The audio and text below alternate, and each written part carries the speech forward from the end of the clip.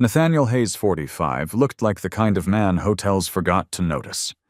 He worked night maintenance shifts at the Marlowe Grand in downtown Nashville, wearing faded work boots and a gray jacket with a stitched name tag over the pocket.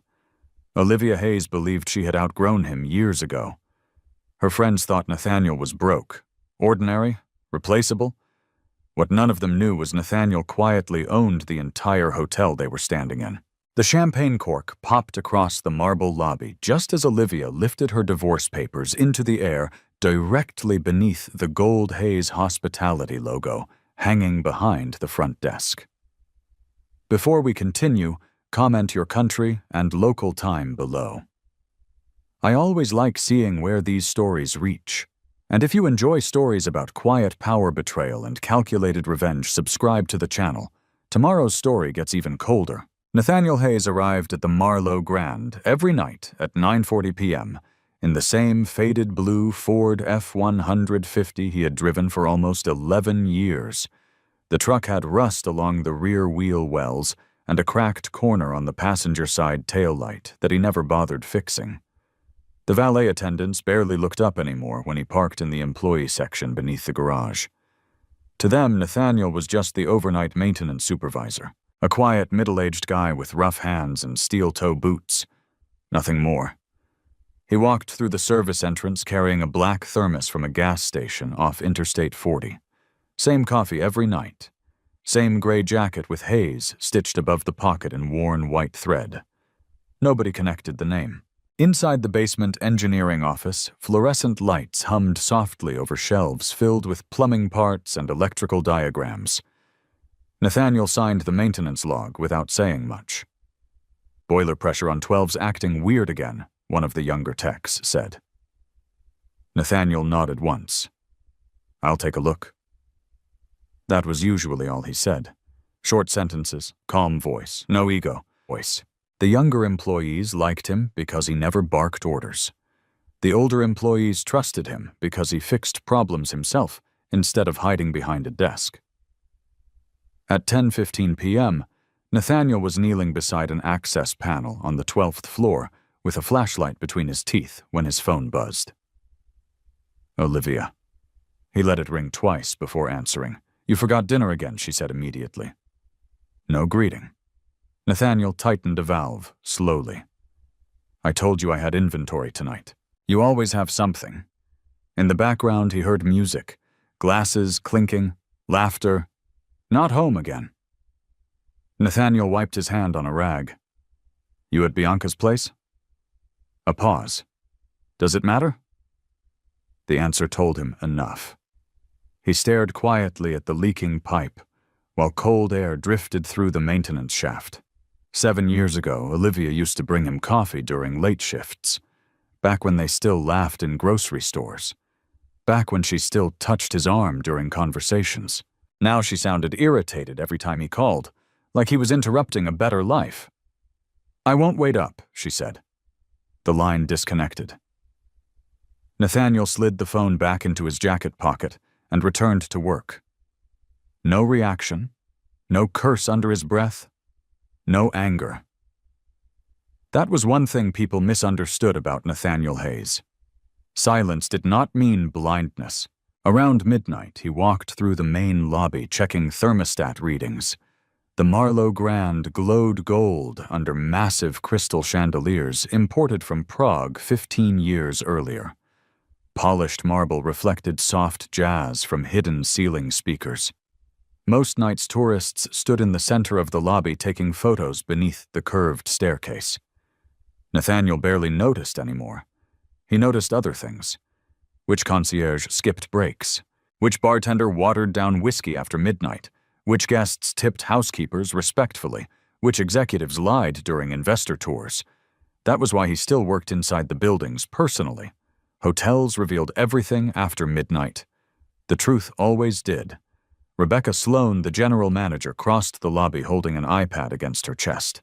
Sharp navy suit, hair tied back perfectly despite the hour. She slowed when she saw Nathaniel near the front desk. "Room 1814 complained about water pressure," she said quietly. "I already fixed it. I figured." Rebecca hesitated. You staying for the investor walkthrough tomorrow? Nathaniel adjusted the cuff of his jacket. Just observing. Rebecca gave a small nod. Unlike most employees, Rebecca knew exactly who Nathaniel was. She had discovered it by accident 3 years earlier, after signing confidential acquisition paperwork in Chicago. To her credit, she never treated him differently afterward. Never exaggerated respect. Never tried to impress him. That was rare. Nathaniel continued toward the elevators. Near the bar entrance, 2 women in designer coats glanced briefly at him before looking away again. One of them whispered something. The other laughed softly. Nathaniel caught only 2 words. Maintenance guy. He kept walking. Upstairs, in suite 2106, a guest from Dallas had shattered a bathroom sink after getting drunk during a bachelor party. Nathaniel spent 40 minutes replacing piping, while 3 intoxicated men argued over sports betting in the living room. One of them tossed him a $20 bill afterward. Sorry, brother. Nathaniel accepted it politely. At 2:13 a.m., he finally sat alone in the engineering office eating cold chicken from a plastic container. His phone lit again. This time it was an American Express fraud alert. A charge at Bourbon and Rye Rooftop Lounge.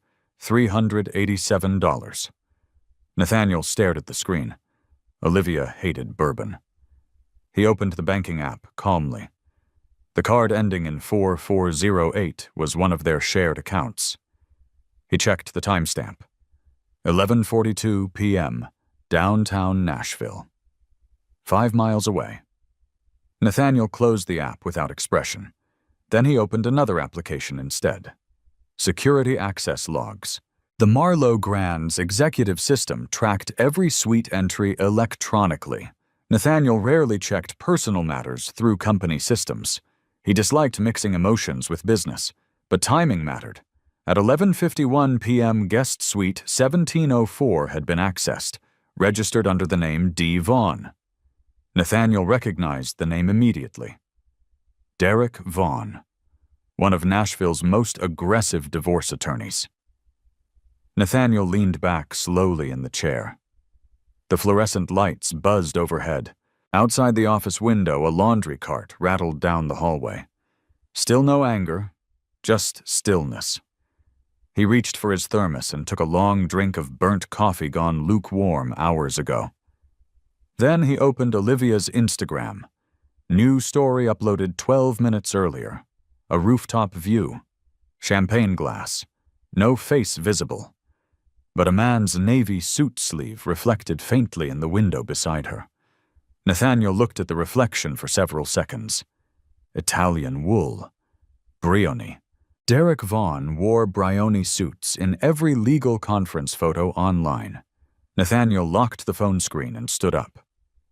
At 3:07 a.m., he walked alone through the silent lobby again. Nightstaff vacuumed rugs near the east hallway, while jazz music echoed softly across marble floors. Nathaniel stopped beneath the massive gold sign mounted behind the reception desk. Hayes Hospitality Group. Most guests never noticed the name. They assumed it belonged to some corporation in New York, not the quiet man changing air filters at 2 a.m. Nathaniel stared at the sign a long moment before Rebecca approached carefully. You okay? She asked. Nathaniel nodded once. Rebecca. Yes. Pull guest access logs for suite 1704 over the last 6 months. Her expression tightened slightly, but she didn't ask questions. Understood. Nathaniel turned toward the elevators again. Also, he added calmly, copy all lobby footage from tonight. Rebecca looked at him more carefully this time. What happened? Nathaniel adjusted the cuff of his worn jacket. I think my wife just hired a lawyer before telling me she wanted a divorce. For the first time all night, Rebecca said nothing. Nathaniel stepped into the elevator alone. As the doors closed, his phone vibrated once more. A new text from Olivia. We need to talk tomorrow. Please don't make this difficult. Nathaniel looked at the message without blinking. Then the elevator doors sealed shut around him. By 6:30 the next morning, Nathaniel Hayes was already home. The house in Franklin sat behind a stone gate at the end of a private drive lined with bare oak trees. From the street, it looked like Olivia's kind of house. White brick, black shutters, wide porch. Perfect landscaping paid for by a company she believed Nathaniel could barely pronounce. Nathaniel parked the old F-150 beside Olivia's white Range Rover. The Range Rover had not been there when he checked the garage cameras at 2:00 a.m. He stepped out into the cold morning air and stood still for a moment. The grass was wet. The windows were dark. Inside the house smelled like expensive candles and old silence. Nathaniel placed his keys in the ceramic bowl near the door. Same bowl, same sound. Metal against porcelain. He walked into the kitchen and found Olivia sitting at the marble island. She was already dressed. Cream blouse, gold watch, hair pulled back neatly, not casual, not nervous, prepared. A thick folder sat on the counter in front of her. White paper, blue tabs, a black binder clip. Nathaniel stopped at the edge of the kitchen. Olivia looked up from her phone. "You're late." Nathaniel glanced at the clock above the built-in oven. "It's 6:34. I meant late coming home." He said nothing. That bothered her more than an argument would have. Olivia placed her phone face down beside the folder. Her nails were painted pale pink, the same color she wore to charity lunches and country club dinners, where she introduced Nathaniel as my husband, without mentioning what he did. Not because she was proud, because she didn't want questions. "We need to handle this like adults," she said. Nathaniel walked to the coffee machine and poured what was left from the pot. It had been sitting there long enough to turn bitter. He drank it anyway. Olivia watched him with thin patience. "I filed yesterday." Nathaniel turned slightly. "For divorce." She pushed the folder across the marble. It slid 3 inches and stopped. Nathaniel looked down at it. Petition for dissolution of marriage, his name beneath hers. Hayes v. Hayes. Clean font. Thick paper. Expensive legal work. He set the coffee mug down. "When did you decide?" Olivia exhaled as if the question bored her. "Months ago." Nathaniel nodded once. That confirmed what the access logs had already suggested. Olivia straightened her shoulders. "I don't want drama. I don't want some emotional scene. We both know this marriage has been over for a long time." Nathaniel opened the folder. The first pages were standard. Name, address, date of marriage. Irreconcilable differences. He turned each page slowly. Olivia watched his hands. She expected shaking. There was none. "You should read the highlighted sections," she said. Derek made it simple. Nathaniel paused on the name. Derek Vaughn, Vaughn and Leland Family Law, Nashville, Tennessee. He ran one thumb along the edge of the page. Derek wrote this: "He's my attorney." Nathaniel looked at her. Her face stayed smooth. Too smooth. "He's very good," Olivia said. "And before you ask, yes, I used money from the joint account for the retainer. That's allowed." Nathaniel lowered his eyes back to the document. The petition listed the Franklin house as marital property, the Range Rover, 2 investment accounts, a brokerage account Olivia believed was larger than it was. Then came the attachment, Schedule B, Equitable Division Proposal. Nathaniel read the first paragraph, then the second. Then he slowed down. There it was. A phrase inserted with too much confidence. Any ownership interest, direct or indirect, held by respondent in Hayes Hospitality Group.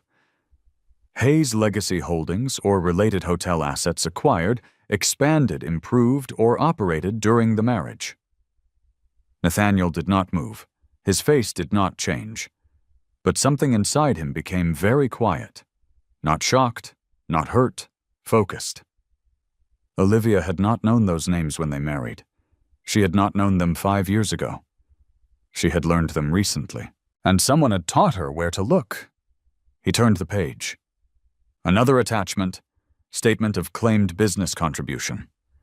Olivia was claiming she had supported Nathaniel while he pursued employment in hospitality operations. Employment.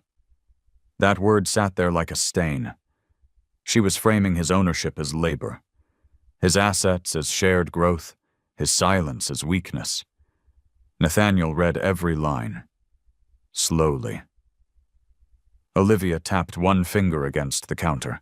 You don't have to pretend you understand all of it. Nathaniel looked up. She smiled faintly. Not warm, practiced. Derek said these things can get complicated, but the faster you cooperate, the less painful it gets. Nathaniel closed the folder halfway. You want the house. I want fairness. You want the Range Rover. I use it. You want half of accounts you haven't contributed to. Her expression hardened. I was your wife. Nathaniel nodded. Yes, that word landed heavier than anything else he could have said. Olivia shifted in her chair.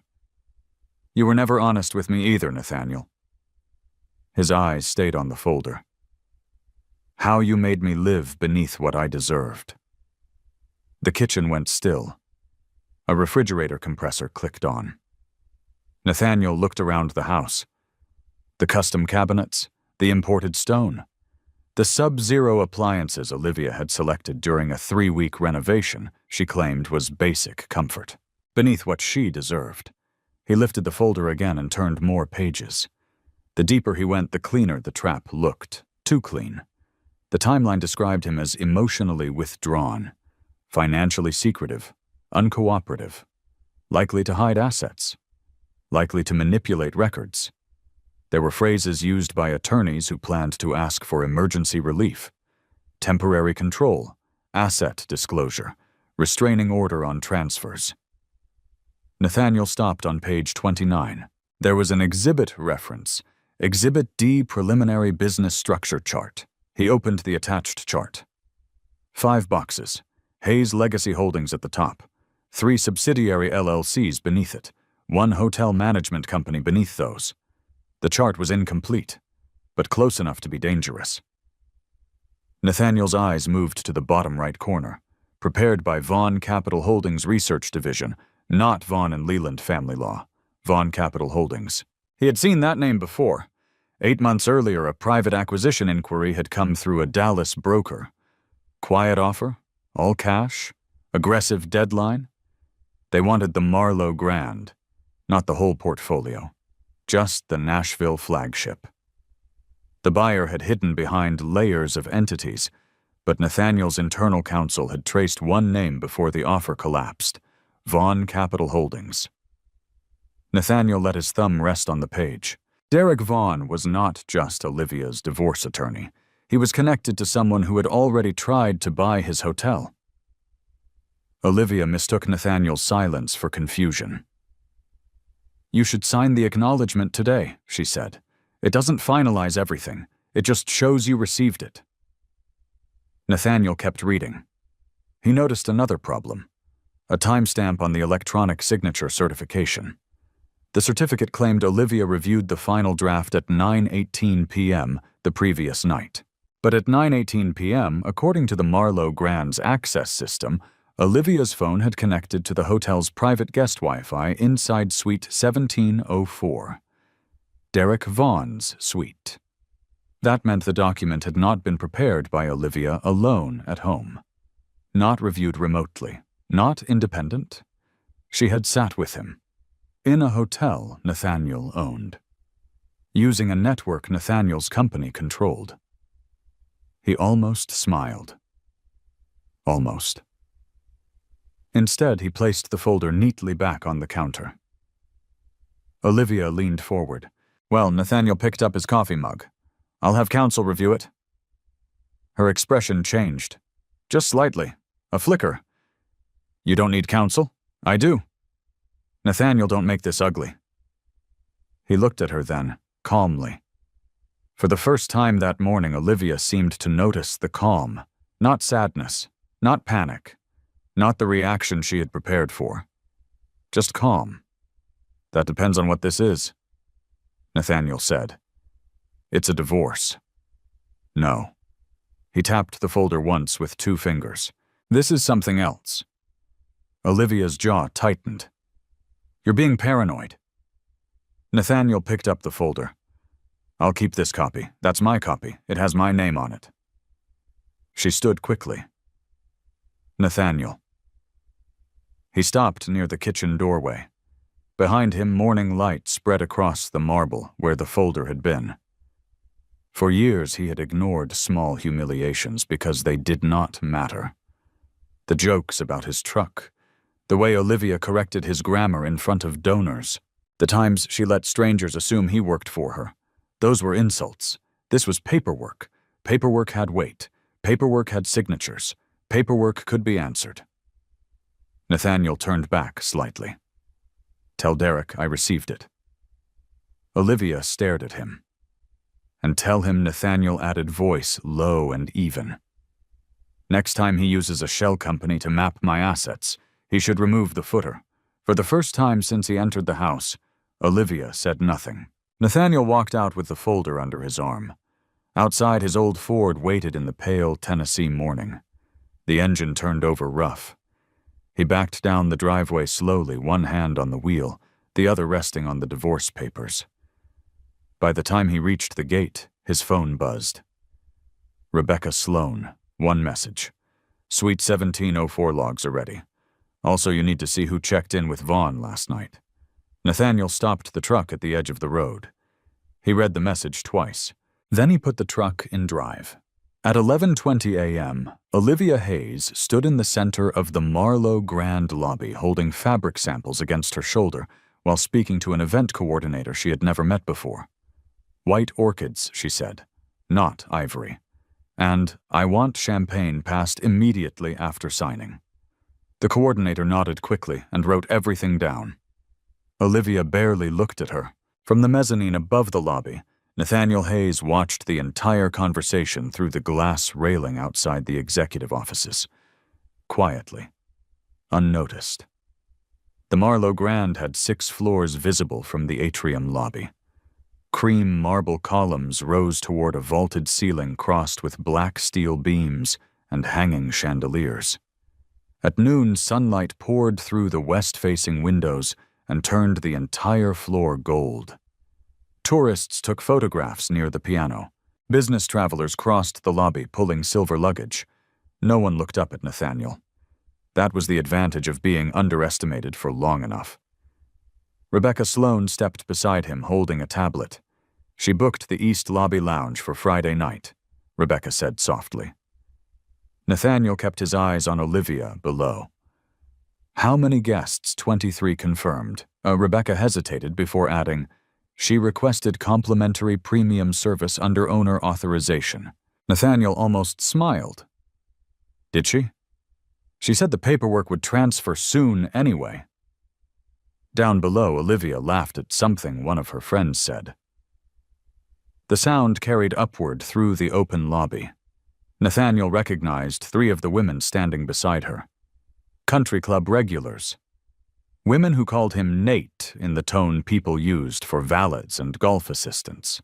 One of them, Melanie Pierce, had once asked Olivia at a charity dinner whether Nathaniel planned to go back to school eventually. Olivia never corrected her. Nathaniel rested one hand against the railing. What suite did they reserve, presidential? Rebecca glanced sideways at him carefully. She also requested custom engraved champagne glasses. Nathaniel nodded once. Approve everything. Rebecca blinked slightly. You want the event to continue? Yes. Nathaniel turned away from the railing and walked toward the executive conference room. Rebecca followed. Inside floor-to-ceiling windows overlooked downtown Nashville. The Cumberland River shimmered beneath pale winter sunlight while traffic crawled across Broadway below. Nathaniel removed his worn maintenance jacket and placed it over the back of a chair. Underneath, he wore a plain black Henley shirt. Nothing expensive, nothing flashy. Rebecca handed him a printed report. Guest access logs from Suite 1704. Nathaniel opened the file immediately. Derek Vaughn had entered and exited the suite 9 times over the previous 4 months. but another name appeared repeatedly beside his. Carter Whitmore. Nathaniel's eyes narrowed slightly. Carter Whitmore was not a divorce attorney. He was a commercial real estate investor based out of Dallas. Aggressive, over-leveraged, known for hostile acquisitions. 3 years earlier, Whitmore Capital attempted to pressure a historic hotel chain into bankruptcy to force a below-market buyout.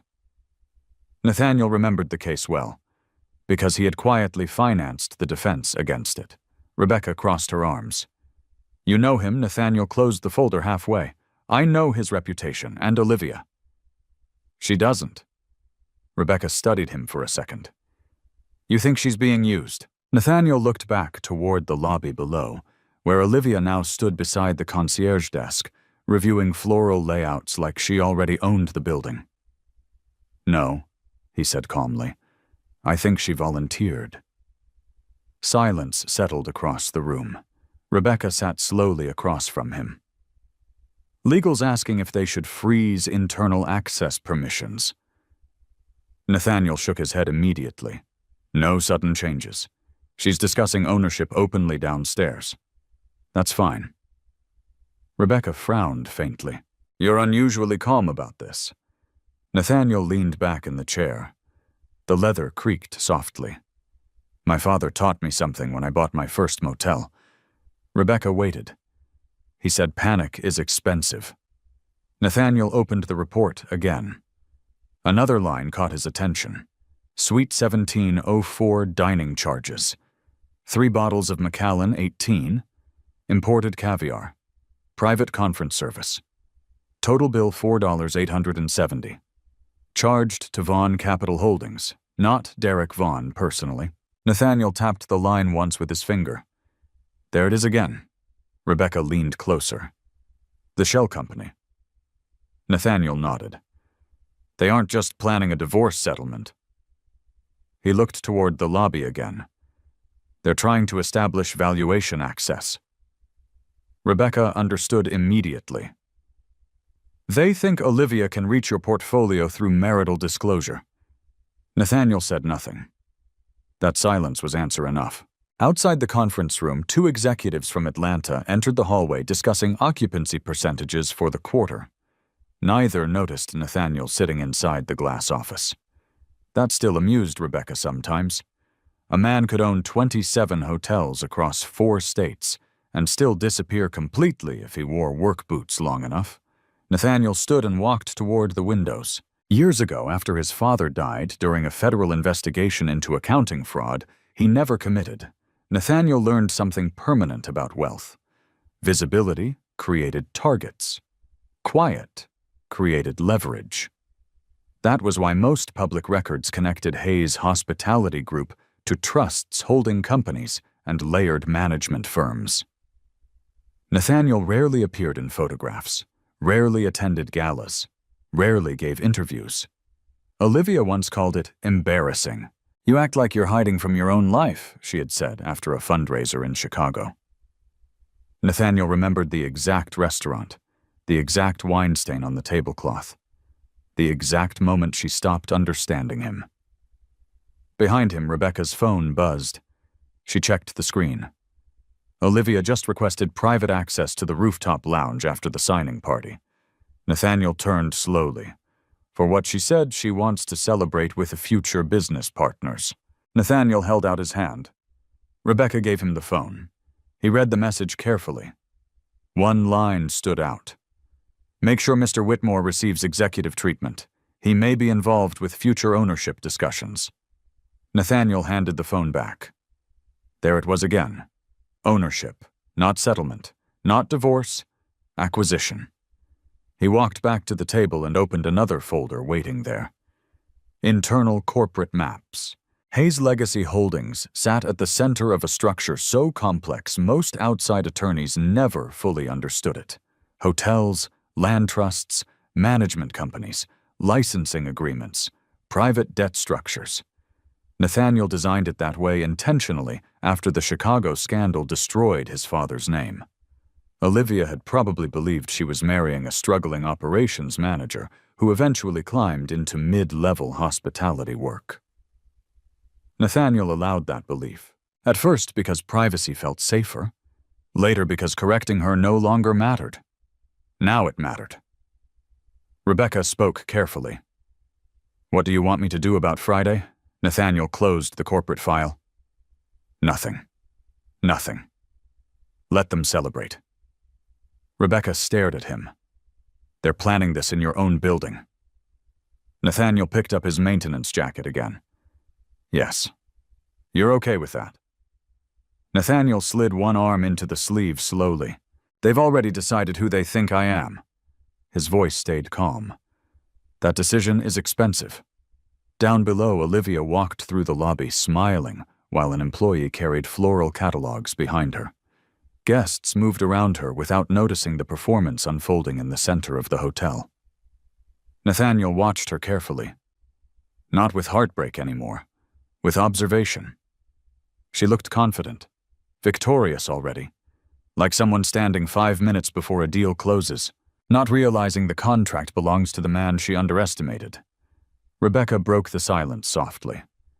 She really has no idea Nathaniel adjusted the cuff of his worn gray jacket. "No." Then he started toward the conference room door. Rebecca followed him into the hallway. "Nathaniel." He stopped. "What happens if this turns ugly?" Nathaniel looked down through the open atrium one last time. Olivia laughed as champagne samples arrived at the bar. The sound echoed upward beneath the giant gold logo mounted behind reception.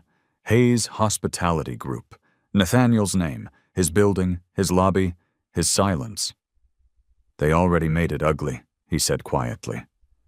Then he walked toward the service elevator, while Olivia continued planning her celebration directly beneath the name she never bothered understanding.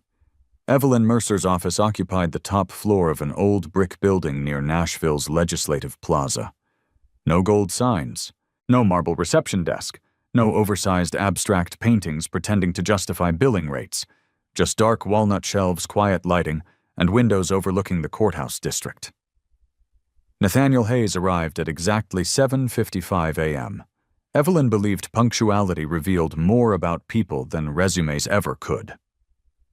Her assistant greeted Nathaniel with a small nod. "He's in conference room B, Miss Mercer." Nathaniel walked down the hallway carrying Olivia's divorce filing beneath one arm. He still wore the same faded gray maintenance jacket. Most attorneys in Nashville would have mistaken him for a contractor delivering paperwork. Evelyn Mercer did not. She stood when he entered, mid-50s, sharp-eyed, silver hair cut just above the shoulders, navy suit without visible designer labels. Nathaniel trusted her because she never performed intelligence for a room. She simply used it. "You look tired," Evelyn said. Nathaniel sat across from her. "I was working. You're always working." He placed the divorce folder on the table. "She filed yesterday." Evelyn opened the folder immediately. No dramatic reaction. No sympathy. Just focus. For 23 minutes, the only sound in the room was paper turning. Nathaniel sat quietly near the windows while downtown traffic moved below. Finally, Evelyn removed her glasses. "Well," she said calmly, "this is ambitious." Nathaniel leaned back slightly. "That's one word for it. She's asking for partial access to Hayes Legacy Holdings disclosure. She thinks it's marital property." "No," Evelyn corrected gently. "She thinks you're stupid." Nathaniel almost smiled at that. Evelyn flipped several pages backward. "She also thinks Derek Vaughn is smarter than he actually is." Nathaniel's eyes moved toward her. "You know him, I know the type." Evelyn tapped the Schedule B attachment. "This language wasn't written for divorce leverage alone. It's written for valuation discovery." Nathaniel nodded once. "That's what I thought." Evelyn reached for another folder already waiting beside her laptop. The tab read, "Hayes Premarital Agreement." Nathaniel had not opened that folder in years. Evelyn slid the document across the table. Page 14. Nathaniel opened it. The prenup had been signed 8 months before the wedding in Charleston. At the time, Olivia barely skimmed it between wine tastings and venue meetings. Nathaniel remembered because her exact words had been, "I'm marrying you, not your paperwork." Now the paperwork mattered. Nathaniel read silently. All pre-existing holdings, trusts, commercial entities, intellectual property management structures, hospitality, assets, future appreciation, and subsidiary growth connected directly or indirectly to Hayes.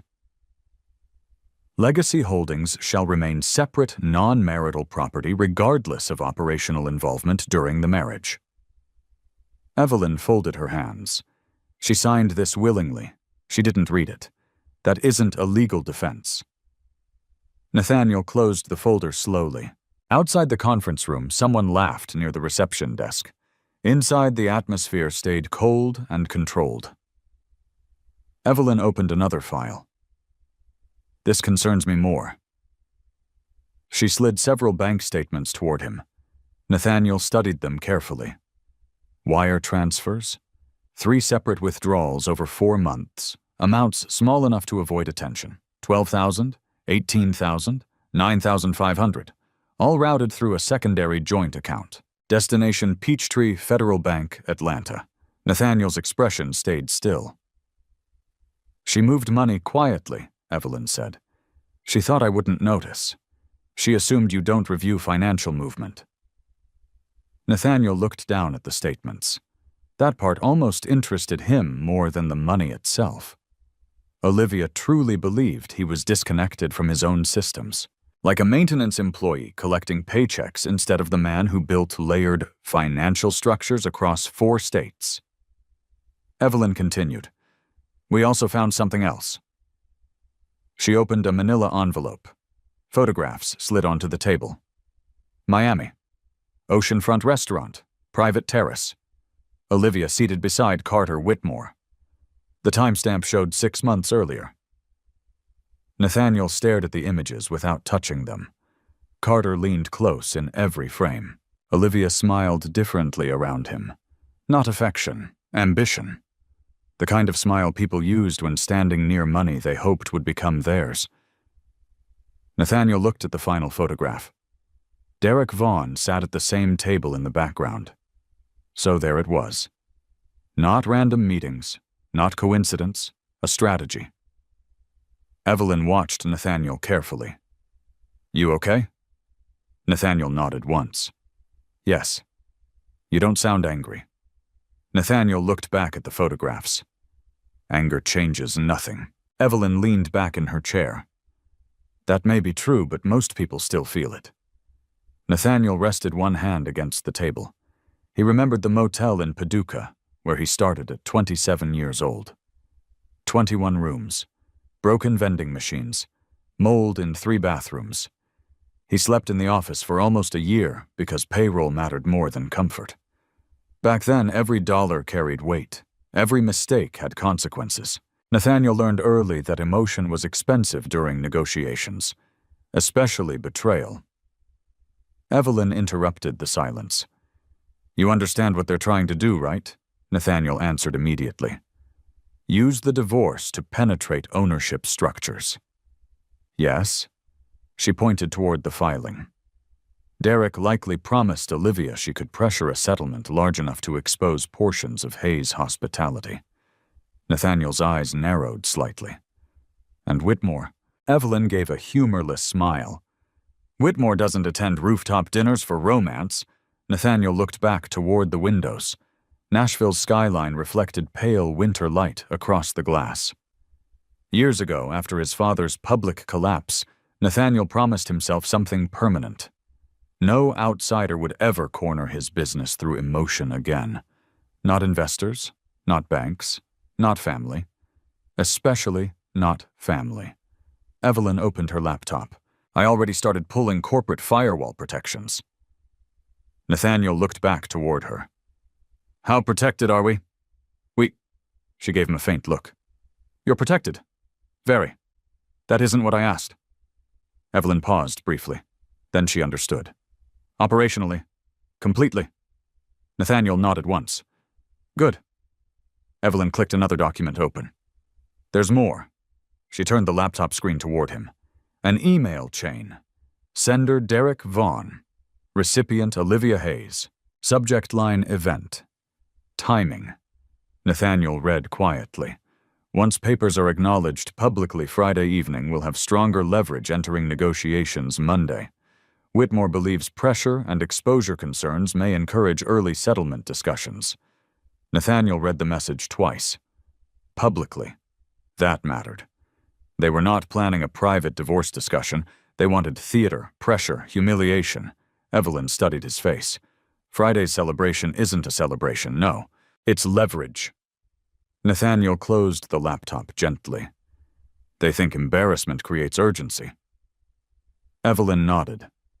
Most men panic once reputation becomes public. Nathaniel stood and walked slowly toward the windows. Below, people crossed streets carrying coffee cups and briefcases, everyone rushing somewhere, everyone believing urgency mattered. Behind him, Evelyn spoke carefully. You could end this immediately.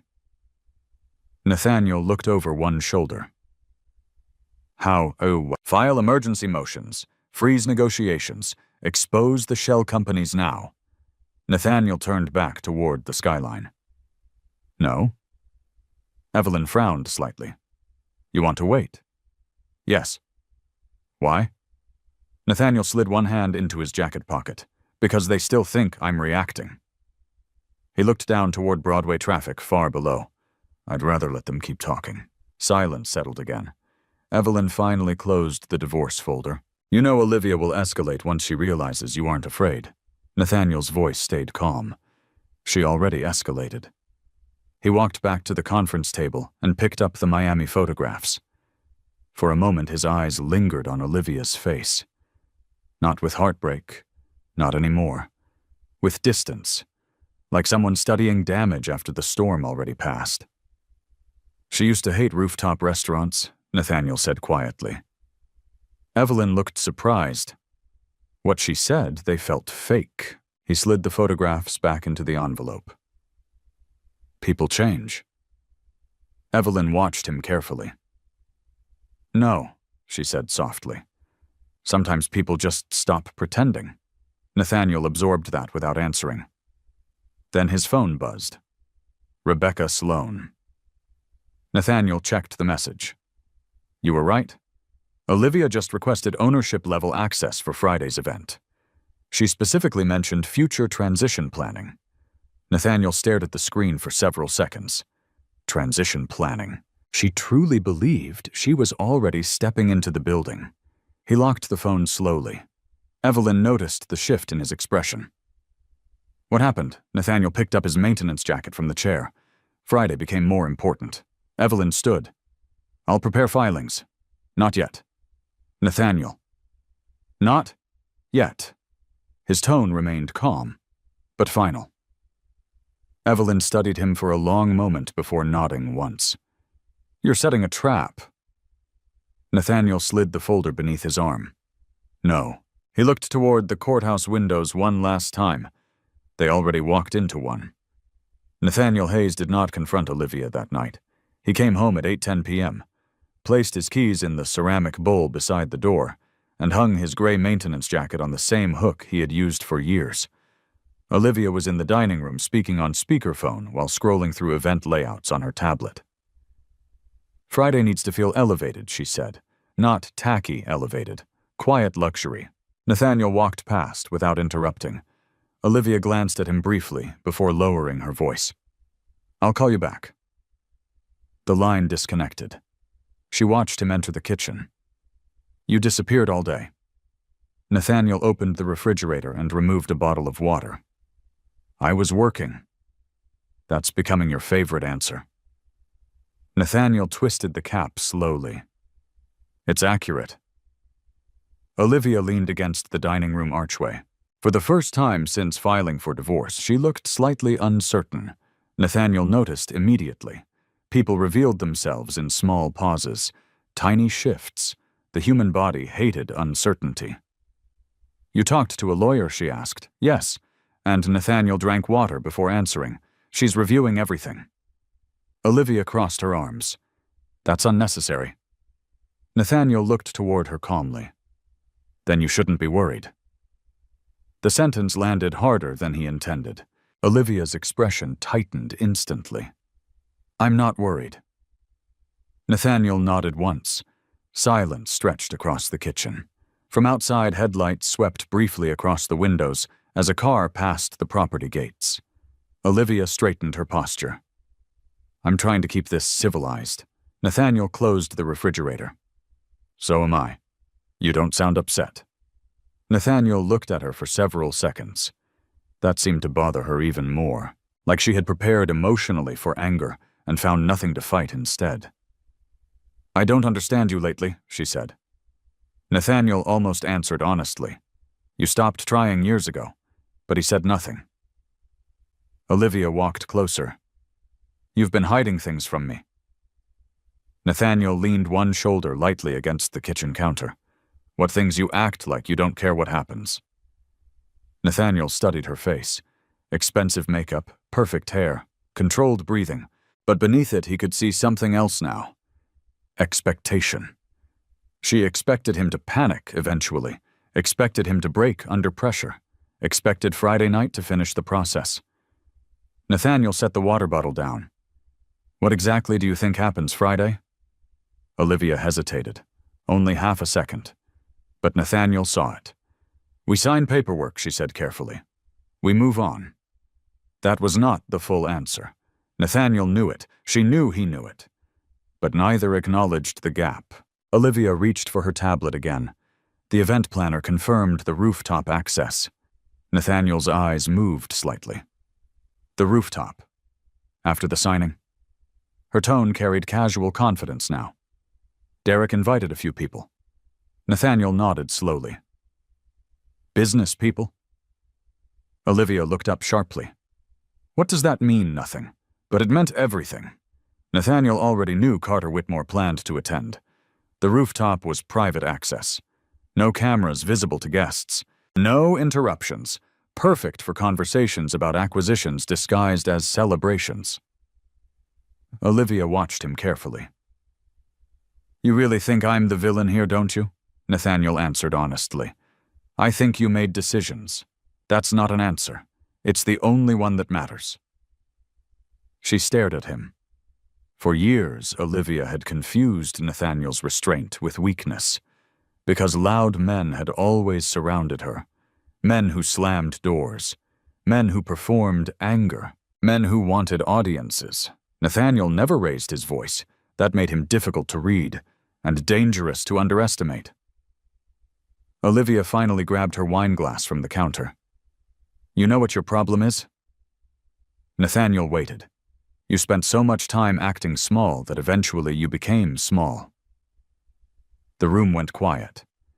Nathaniel looked at her steadily. No reaction, no defense. But something cold settled deeper inside him. Not pain, recognition. Olivia truly believed it. She believed financial appearance was reality, believed expensive restaurants meant importance, believed visibility created power. Nathaniel had spent 20 years learning the opposite. She took another sip of wine. You could have been more. Nathaniel looked towards the dark kitchen windows. I was. Olivia frowned faintly. What's that supposed to mean? Nathaniel picked up the water bottle again. Nothing. Upstairs, Olivia's phone buzzed from the bedroom. She walked away to answer it. Nathaniel listened to her heels fade across hardwood floors. Then he stood alone in the kitchen for nearly a minute without moving. Finally, he pulled his own phone from his pocket and opened the security dashboard Rebecca had sent earlier. 3 video files waited in encrypted storage. March 12th, March 28th, April 7th. Nathaniel selected the first. The footage opened from a private hallway camera inside the Marlowe Grand.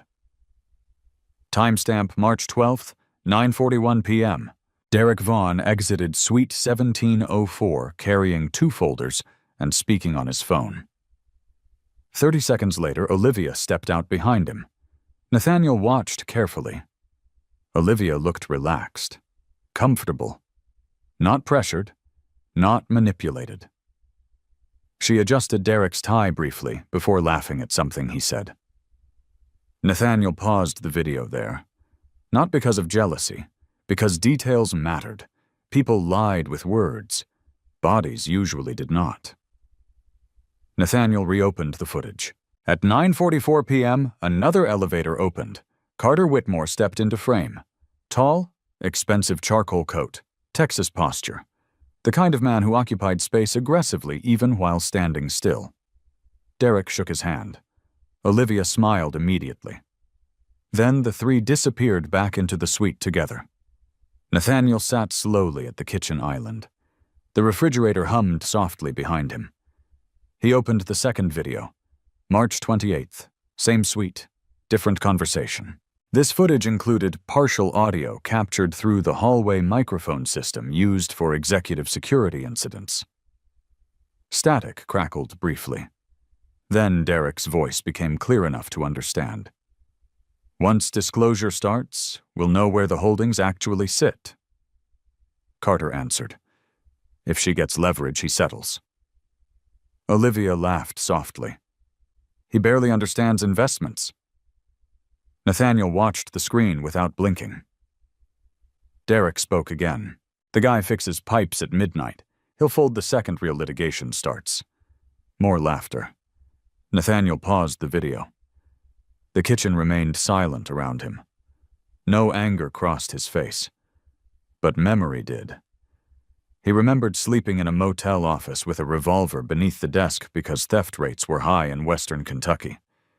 He remembered repairing boilers himself during snowstorms because payroll came first. He remembered banks refusing him loans after his father's scandal poisoned the Hayes name. Small. That was the word Olivia used. Nathaniel reopened the video. Carter Whitmore leaned against the hallway wall. What matters is access, Carter said. If she reaches ownership exposure, we can pressure valuation. Olivia crossed her arms. And after the divorce, Carter smiled faintly. After the divorce, everyone wins. Nathaniel stopped the video again. This time he looked toward the ceiling. Upstairs, faint footsteps crossed the bedroom floor. Olivia moving around casually. Probably choosing dresses for Friday. Probably believing the outcome was already decided. Nathaniel lowered his eyes back to the phone screen. He finally understood the full shape of it now. This was never only betrayal. It was opportunity. Whitmore wanted access to Hayes' hospitality assets. Derek Vaughn wanted leverage fees and investment positioning. Olivia wanted status. And all three believed Nathaniel Hayes was a tired maintenance supervisor, too passive to fight back. Nathaniel locked the screen slowly. Then his phone buzzed again. Rebecca Sloan. He answered immediately. Talk to me. Rebecca sounded tense. You need to know something before Friday. Nathaniel stood. What happened? There was another transfer request submitted tonight. Nathaniel's voice stayed level. How much Rebecca exhaled once. Not money. Silence. Then she said carefully, Olivia requested temporary access credentials to executive ownership files. Nathaniel's eyes moved toward the dark hallway upstairs. For the first time all night, he became completely still. Rebecca lowered her voice. She's trying to enter the system itself now. Nathaniel Hayes arrived at the Marlowe Grand before sunrise Friday morning. Rain drifted lightly across downtown Nashville, turning the streets silver beneath traffic lights and neon signs. His old Ford F-150 rolled into the underground employee garage at 5:42 a.m., beside delivery vans and housekeeping vehicles. Nobody looked twice at him. A bellman smoking near the loading dock lifted one hand casually. Morning, Nate. Nathaniel nodded once. Morning. Inside the hotel was quiet except for vacuum cleaners humming across marble floors and the distant clatter of breakfast prep in the kitchen. Friday. The day Olivia planned to celebrate. The day Derek Vaughn planned to pressure him publicly. The day Carter Whitmore expected leverage. Nathaniel walked through the employee corridor carrying nothing but his phone and a folded maintenance clipboard. Calm, measured, the same way he walked into every difficult situation since he was 27 years old and sleeping inside a roadside motel office. Rebecca Sloan waited for him inside the executive security room, dark circles beneath her eyes, tablet in one hand, coffee untouched beside the monitors. "You were right," she said immediately. Nathaniel closed the door behind him. "About what?" She escalated. Rebecca tapped the screen and rotated one monitor toward him. Access logs filled the display. Time-stamped, detailed. Thursday night, 11:13 p.m. Olivia Hayes requested executive credential authorization through Guest Relations Management. Requested access tier, temporary ownership advisory review. Nathaniel stared at the screen silently. She used Derek's authorization documents. Rebecca continued, and somehow they attached a pending transition notation. Nathaniel's eyes narrowed slightly. Who approved it? Nobody. Rebecca zoomed into the request trail. It triggered compliance review automatically. Security locked it before activation. Nathaniel nodded once. So they tested the system. Rebecca looked at him carefully. Nathaniel, they're moving faster now. He remained silent. Rebecca lowered her voice. I pulled additional footage after your call last night. She tapped another screen. March 12th footage appeared again. Different angle this time. Inside suite 1704. Nathaniel watched Olivia seated near the window, while Derek Vaughn poured whiskey into crystal glasses. Carter Whitmore stood near the television reviewing documents. The audio quality was imperfect, but understandable. Whitmore pointed toward the paperwork. If we push disclosure before mediation, we expose structure. Derek nodded. He'll panic once valuation starts. Olivia laughed softly from the couch. You're overestimating him. Nathaniel watched himself become a stranger through their conversation. Not a husband, not a man, a target. Whitmore flipped another page. What exactly does he own personally? Olivia shrugged. A few investments, maybe. Some retirement stuff. Honestly, I handled most of the real-world decisions. Nathaniel's face remained unreadable. Rebecca looked at him instead of the screen now. You okay? Nathaniel kept watching the footage. Olivia crossed her legs calmly. He works maintenance, she continued. He likes pretending he's humble because it makes failure sound noble. Whitmore smirked. And the hotel? Olivia glanced around the suite casually. He's obsessed with this place. It's honestly sad. Derek laughed quietly. That obsession may help us. Nathaniel reached forward and paused the video. The room fell silent. Rain ticked softly against the security office windows. Rebecca folded her arms tightly. I'm sorry. Nathaniel looked at the frozen image of Olivia on the screen. She really believes it. That you're poor, that I'm small. He said the word without emotion. Rebecca leaned back slowly. I don't understand how someone lives with you for years and misses everything. Nathaniel almost answered, because she stopped looking, but instead he stood and walked toward the security room windows, overlooking the alley behind the hotel. Delivery trucks were arriving now, kitchen staff moving quickly through the rain, normal morning, normal routines, while upstairs an entire strategy built around humiliating him waited for sunset. Behind him, Rebecca spoke carefully. What's the plan tonight? Nathaniel turned back. The same as before.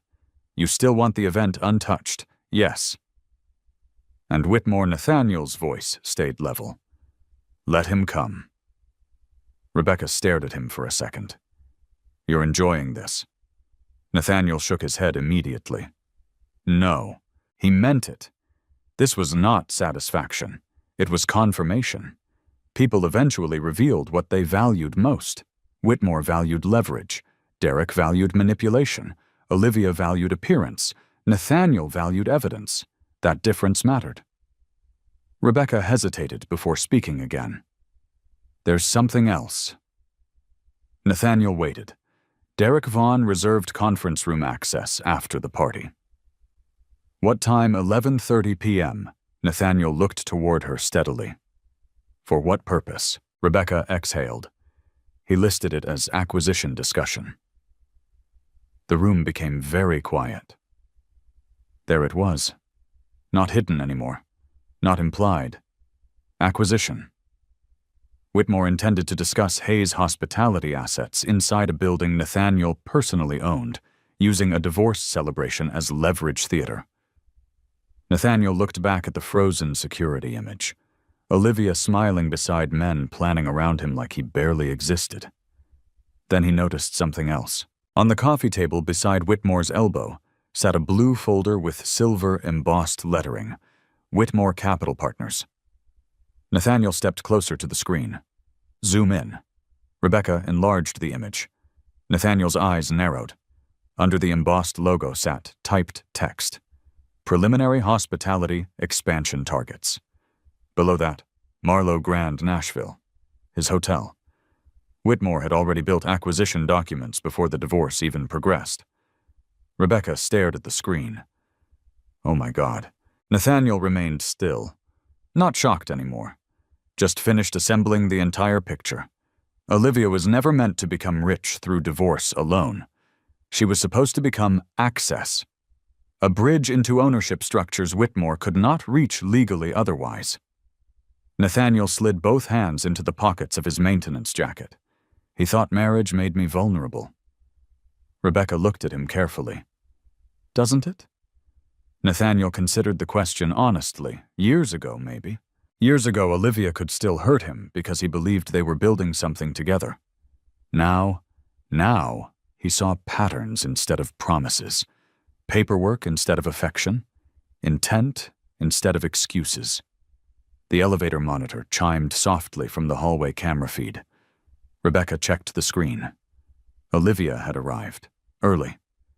She stepped through the main lobby in a cream trench coat while two event planners hurried beside her carrying floral samples. Nathaniel watched the live feed quietly. She looked confident. Certain. The kind of certainty people had when they thought the outcome already belonged to them. Rebecca muted the security audio feed. You want to avoid her? Nathaniel shook his head. No. He turned towards the door. Nathaniel. He stopped. If this blows up publicly tonight, it will. Rebecca paused. You really think so? Nathaniel looked back at the frozen footage one final time. Whitmore, Derek, Olivia, all sitting inside Suite 1704 discussing his life like a liquidation opportunity. Then Nathaniel looked toward the live lobby feed, where employees were already arranging white orchids beneath the massive gold Hayes Hospitality logo. They already decided I'm weak, he said quietly. That's the only reason any of this exists. Rebecca watched him carefully. What happens when they realize they're wrong? Nathaniel opened the security room door. Outside, the hotel had fully awakened now. Housekeepers moving carts, managers crossing hallways, guests heading toward breakfast. Another normal morning inside a building filled with people who had no idea what would happen by nightfall. Nathaniel adjusted the cuff of his faded gray jacket. Then he answered without changing expression. They'll realize it in public. He walked down the hallway toward the service elevator, toward the lobby, toward Olivia. And downstairs, beneath chandeliers, and imported marble workers continued preparing champagne towers for a celebration built on a lie. By 7:10 p.m., the Marlowe Grand lobby looked less like a hotel and more like a private awards ceremony. White orchids curved across the marble reception counters. Gold candles flickered inside crystal cylinders along the lounge bar. A string quartet played near the staircase, while servers carried silver trays filled with champagne flutes through the crowd. Nathaniel Hayes entered through the employee corridor wearing the same faded gray jacket and worn leather boots he had worked in all week. No one noticed him immediately. That was the problem with expensive rooms. People stopped seeing anyone who looked like they belonged to the staff. The lobby buzzed with polished conversation and soft laughter. Men in tailored suits discussed development projects and investment portfolios, while women in designer dresses posed for photographs beneath the chandeliers. At the center of it all stood Olivia Hayes.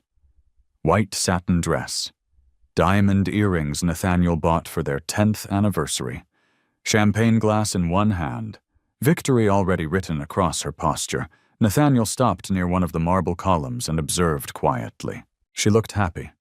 Not relieved, not emotional, happy. That distinction mattered. A server carrying drinks brushed past Nathaniel without recognizing him. "Careful there, sir." Nathaniel stepped aside politely. Across the room, Derek Vaughn stood beside Carter Whitmore near the private lounge entrance. Derek wore a navy Brioni suit with a silver tie clip. Carter looked exactly like the kind of man who believed expensive watches measured intelligence. They were laughing about something. Whitmore checked his watch twice within 30 seconds. Impatient, probably waiting for signatures. Nathaniel glanced upward toward the second-floor balcony. Rebecca Sloan stood near the mezzanine rail, pretending to review staffing notes while discreetly watching the room below. Their eyes met briefly. She gave the smallest nod. Everything was in place. Nathaniel walked toward the bar. One of Olivia's friends noticed him first. Melanie Pierce. Tall blonde hair, champagne voice, country club cruelty hidden behind polished manners. Her smile shifted instantly when she saw him. "Oh," she said loudly enough for nearby guests to hear. Nathaniel made it. Several heads turned. Olivia followed their gaze. For a fraction of a second, something uncertain crossed her face. Then the performance returned. "There he is," she said with a bright smile. "The man of the hour." Nathaniel stopped a few feet away. Olivia looked him over slowly. Still the maintenance jacket, still the old boots, still no visible reaction. That seemed to irritate her. "You could have dressed up a little," she said lightly. Nathaniel glanced around the decorated lobby. "For what?" A few people laughed awkwardly. Olivia raised her champagne glass. "For closure." Nathaniel said nothing. Derek Vaughn approached smoothly, extending one hand like a politician greeting donors. "Nathaniel, good to finally see you outside a boiler room." Nathaniel shook his hand once, firm, brief. Derek's smile tightened almost invisibly. Carter Whitmore stepped forward next. Carter Whitmore. Nathaniel looked at him calmly. "I know." Whitmore seemed mildly surprised by the answer. "You've heard of me?" Nathaniel's eyes held his. "I pay attention to people interested in my hotels." A small silence opened between them. Olivia laughed too quickly. "Oh, please. Nathaniel thinks because he works here he owns the place." More nervous laughter. Whitmore smiled politely, but Nathaniel noticed the slight shift in his expression. Curiosity now. Not dismissal. Nathaniel looked around the lobby slowly. Everything Olivia requested had been arranged perfectly. Imported orchids, custom lighting, champagne towers, even the engraved crystal glasses. One of them sat on the nearby bar, Olivia and Freedom. Nathaniel stared at the engraving for 2 seconds longer than necessary. Then he looked back at Olivia. "You planned all this for signing papers?" Olivia crossed one leg casually. "Some endings deserve celebration." Nathaniel nodded once. "And business meetings?" Her smile flickered. What Nathaniel looked toward Whitmore. "I assume that's why conference room access was booked for 11:30. The air shifted slightly. Derek Vaughn recovered first. "You seem unusually informed tonight." Nathaniel ignored him. Whitmore studied Nathaniel more carefully now, not like maintenance staff, like a variable that had entered the equation unexpectedly. Olivia lifted her chin. "You've been spying on me," Nathaniel answered calmly. "You used hotel systems. You work maintenance." "Yes." Olivia gave a short laugh toward the crowd around them. "You hear this?" Nathaniel thinks changing air filters makes him some corporate insider. Several guests smiled politely, without fully understanding the tension. Nathaniel noticed Rebecca watching closely from above now. So did Derek. That made him uneasy. Good. Olivia stepped closer, lowering her voice slightly. You could have made this easier on yourself. Nathaniel looked at her steadily. You already decided what easy meant. She held his gaze for a moment. Then she smiled again for the audience around them. Well, we're all adults here. She picked up a leather folder from the bar counter. Derek brought acknowledgement copies. Sign them, we toast, and everyone moves on. Nathaniel looked down at the folder. Clean paper, precise tabs, prepared performance. Whitmore checked his watch again. There it was. The pressure. The urgency Evelyn Mercer predicted. Nathaniel took the folder slowly, but did not open it. Instead, he looked around the lobby again. At the marble floors, the chandeliers, the polished brass elevator doors, the gold logo behind the reception desk. Hayes Hospitality Group. Most guests still hadn't connected the name. That fascinated Nathaniel now. How people could stare directly at truth and never see it because they already decided what mattered. Olivia noticed his gaze. You know, she said softly enough for only him to hear, you spent years worshipping this hotel like it meant something. Nathaniel looked back at her. It does. Olivia smirked faintly. No, it's just a building. Nathaniel almost answered immediately, but he stopped himself. Because that sentence revealed more about Olivia than any affair ever could. To Nathaniel, hotels were not buildings. They were payrolls, night workers, single mothers at front desks, dishwashers sending money home, housekeepers paying tuition, security guards working double shifts. The building mattered because people inside it mattered. Olivia saw chandeliers. Nathaniel saw livelihoods. Derek cleared his throat slightly. If we could move this along. Nathaniel turned toward him. You seem anxious. I'm efficient. No, Nathaniel said quietly. You're nervous. Whitmore's eyes narrowed. Olivia's posture stiffened. Around them, the quartet continued playing softly, while guests pretended not to notice the tension gathering near the lounge. Nathaniel placed the folder carefully onto the bar without signing. Then he asked Olivia one simple question.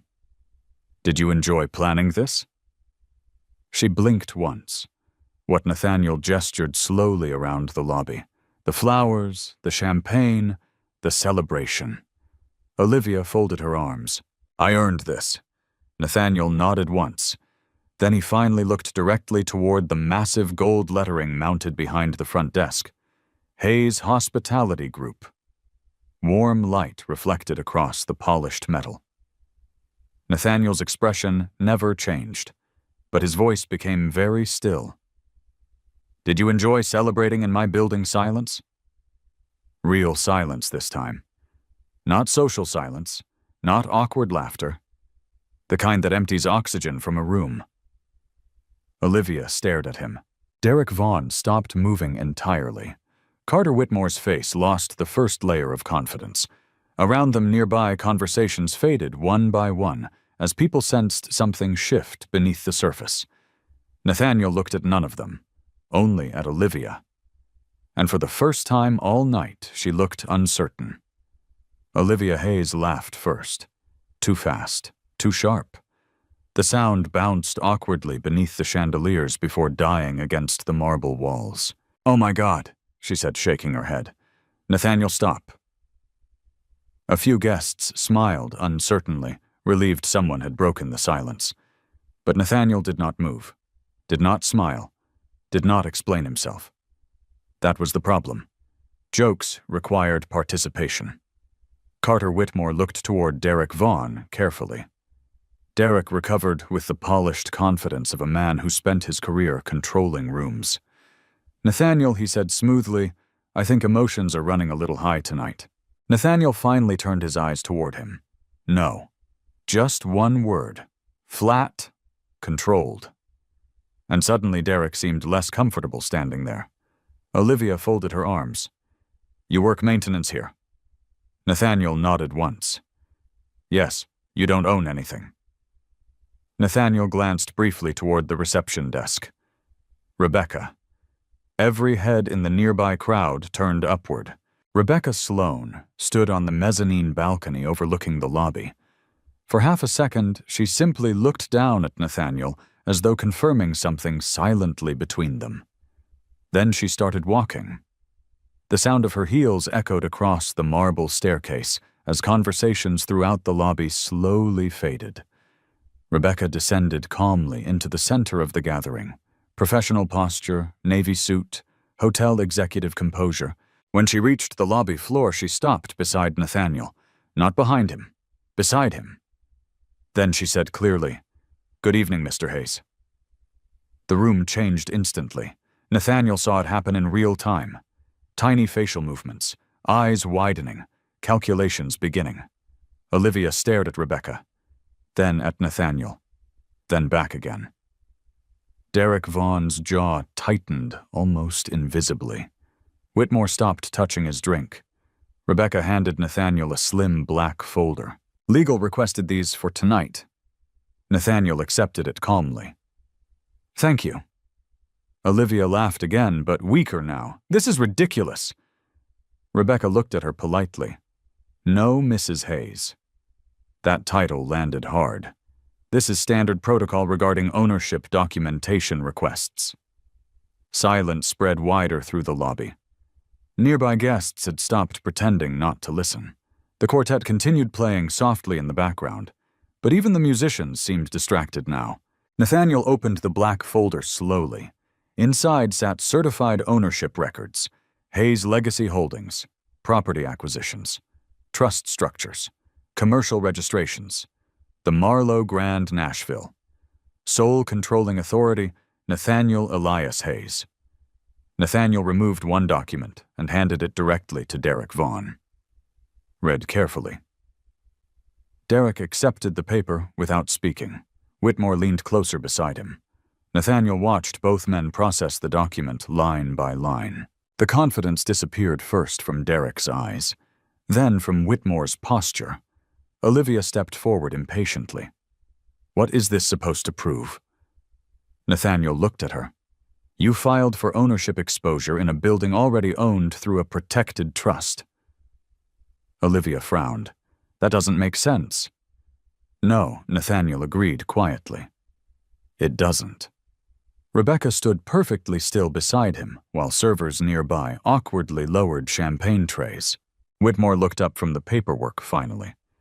"You own Hayes Hospitality," Nathaniel answered simply. "Yes? How much of it?" "All of it." The lobby became completely silent again. Somewhere near the elevators, a glass clinked against marble. Nobody moved. Olivia stared at Nathaniel like she was trying to recognize someone through smoke. "That's not possible." Nathaniel said nothing, because arguing with reality was exhausting. Derek Vaughn stepped away slightly from Olivia now, not consciously perhaps, but instinctively, distancing himself from instability. He scanned another page rapidly. "These acquisitions predate the marriage." Nathaniel nodded once. "Yes. The Marlowe is held under a legacy trust." "Yes." Derek flipped pages faster. "Separate entity structures, non-marital appreciation protection." His voice slowed. Nathaniel watched the exact moment Derek realized the prenup was not a formality. It was a wall. Whitmore looked furious now. Not embarrassed. Furious. Because men like Carter Whitmore hated wasted time more than humiliation. "You concealed assets," Whitmore said sharply. Nathaniel looked at him calmly. "No." Whitmore stepped forward. She didn't know. Nathaniel's expression never changed. She never asked. That sentence hit harder than anything else said all night. Olivia's face shifted slightly. For a second, something human almost appeared there. Not guilt, recognition. Then pride covered it again. "You lied to me," she said quietly. Nathaniel studied her carefully. No? You let me believe I let you decide what mattered. The words landed with surgical precision. Rebecca looked down briefly, almost hiding a reaction. Olivia's breathing changed. Nathaniel noticed immediately. People revealed themselves under pressure. Always. Derek closed the ownership folder slowly. We should continue this privately. Nathaniel looked toward him. No. Derek lowered his voice. This situation is becoming professionally complicated. Nathaniel almost smiled at that. Professionally complicated. A polished phrase for disaster. Whitmore stepped closer now, abandoning charm entirely. How many properties? Nathaniel looked at him. Enough. That's not an answer. It's the only one you're getting. Whitmore's jaw flexed. Nathaniel recognized the type instantly. Men who built leverage strategies hated uncertainty because uncertainty removed control. Whitmore believed he walked into a vulnerable divorce negotiation. Instead, he walked into a building owned outright by the man he intended to pressure. And now every minute spent in that lobby became dangerous. Olivia looked around suddenly, at the guests, at the staff, at the orchids she selected beneath Nathaniel's company logo. Embarrassment finally arrived. Nathaniel saw it settle into her posture like cold water. You planned this, she whispered. Nathaniel answered honestly. No, you humiliated me. Nathaniel glanced around the decorated lobby. The champagne was your idea. Her eyes hardened immediately. There's no reason to do this publicly. Nathaniel looked toward Derek. That's interesting. Derek said nothing, because they all remembered the email now. Public acknowledgement, pressure, leverage. Whitmore suddenly handed the ownership folder back. We're done here. Nathaniel accepted the folder calmly. Are you? Whitmore stared at him. Nathaniel held his gaze evenly. You reserved conference room access for acquisition discussions at 11:30. Whitmore froze. Rebecca's eyes shifted toward Nathaniel briefly. Even she had not expected him to say it openly. Olivia turned sharply toward Carter. What Whitmore recovered too slowly. Nathaniel. You brought expansion target files into Suite 1704 on March 12th. Now Derek Vaughn looked genuinely alarmed. Nathaniel continued calmly. You discussed using divorce disclosure to pressure valuation exposure. Olivia's face drained slightly. How do you know that Nathaniel looked around the lobby once more? At the marble floors, at the chandeliers, at the security cameras mounted discreetly above the hallways. Then back at Olivia. You used my hotel. The sentence explained everything. Silence. Heavy now. No music could soften it. Whitmore stepped backward first. Tiny movement. But Nathaniel noticed. Predators retreated. The second environments stopped belonging to them. Derek straightened his suit jacket. We should speak through counsel moving forward. Yes, Nathaniel said. We should. Olivia stared at him. For the first time all night, she looked genuinely uncertain about who her husband actually was. Not because of money, not because of ownership, because Nathaniel still stood there in old boots and a maintenance jacket while the entire room tilted around him without raising his voice once. That frightened people more than anger ever could. Rebecca's phone buzzed softly. She checked the screen, then looked toward Nathaniel. Security's asking if you want the rooftop gathering canceled. Nathaniel looked directly at Olivia, then at Whitmore, then Derek Vaughn. Finally, he answered calmly. No. He slid the ownership folder closed. Let the celebration continue. Nobody touched the champagne after that. The trays remained suspended awkwardly in servers' hands, while conversations across the lobby collapsed into whispers. Guests who arrived expecting a glamorous divorce celebration now stood trapped inside something colder, something real. Nathaniel Hayes remained calm in the center of it. That disturbed people most. Not the ownership reveal, not the money, the calm. Olivia looked around the lobby like she no longer recognized the room she designed 3 days earlier. The white orchid suddenly looked excessive. The gold candles looked staged. Even the engraved crystal glasses felt humiliating now. Olivia and freedom. Nathaniel noticed one sitting alone near the bar. He wondered briefly how much she paid for them. Probably too much. Derek Vaughn cleared his throat carefully. "Nathaniel," he said quietly, "I think it would be best if we moved this discussion somewhere private." Nathaniel looked toward him. "You wanted this public." Derek adjusted his cufflinks. That was before misunderstandings entered the situation. Misunderstandings? Nathaniel almost smiled. You filed ownership discovery requests against assets protected long before the marriage. Whitmore stepped in quickly. We can still resolve this professionally. Nathaniel turned toward him. That would require professionalism. Whitmore's jaw tightened. Around them, several guests quietly began leaving the lobby. Nobody wanted to remain near a collapsing power structure. That was another thing Nathaniel learned early in business. Crowds loved confidence until confidence cracked. Then they disappeared instantly. Olivia finally spoke again. "You've been spying on me," Nathaniel answered calmly. "You used my hotel. You recorded private meetings. You requested executive-level access through company systems." Olivia stared at him. "You sound insane." Nathaniel's expression never changed. "No." He looked toward Derek Vaughn. "I sound prepared." Derek lowered his voice further. "We need to discuss legal boundaries immediately." Nathaniel slid the black ownership folder beneath one arm. "You should discuss ethical boundaries first." That landed. Hard. Derek's face tightened visibly now. Whitmore stepped closer toward Olivia, instinctively shifting into damage control. "Nobody here committed a crime." Nathaniel looked at him steadily. "Then tonight should feel comfortable." Silence and...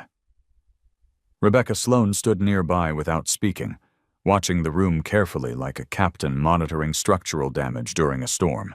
Nathaniel noticed security staff discreetly repositioning themselves near the elevators. Not aggressive. Protective. The hotel always protected ownership quietly. Olivia folded her arms tightly now.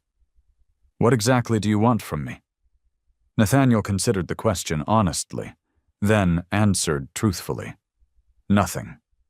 That seemed to hurt her more than anger would have. Olivia stepped closer. "You think this makes you powerful?" Nathaniel looked around the lobby, at the chandeliers, the marble floors, the employees pretending not to listen while hearing every word. Then back at Olivia. "No," he spoke softly. "I think it makes you reckless." Her eyes flashed. "You hid everything from me for years." Nathaniel nodded once. "I protected what I built. You made me look stupid." Nathaniel held her gaze evenly. "You handled that yourself." The sentence cut through the room like broken glass. Even Rebecca inhaled slightly. Olivia's face reddened instantly. For one dangerous second, Nathaniel thought she might throw the champagne glass in her hand. Instead, she set it down too hard against the marble bar. The stem cracked. Whitmore spoke quickly. "This is getting emotional." Nathaniel looked toward him. "No." Then he reached into his jacket pocket and removed a folded set of documents. Evelyn Mercer's filings, prepared hours earlier. Neatly organized, precise. Nathaniel handed one copy directly to Derek Vaughn. Derek opened it carefully. The color drained from his face before he finished the second page. Whitmore noticed immediately. What is it Derek did not answer right away? Because lawyers understood danger faster than investors did. Nathaniel spoke instead. Counterfiling. Olivia looked confused. For what Nathaniel answered calmly.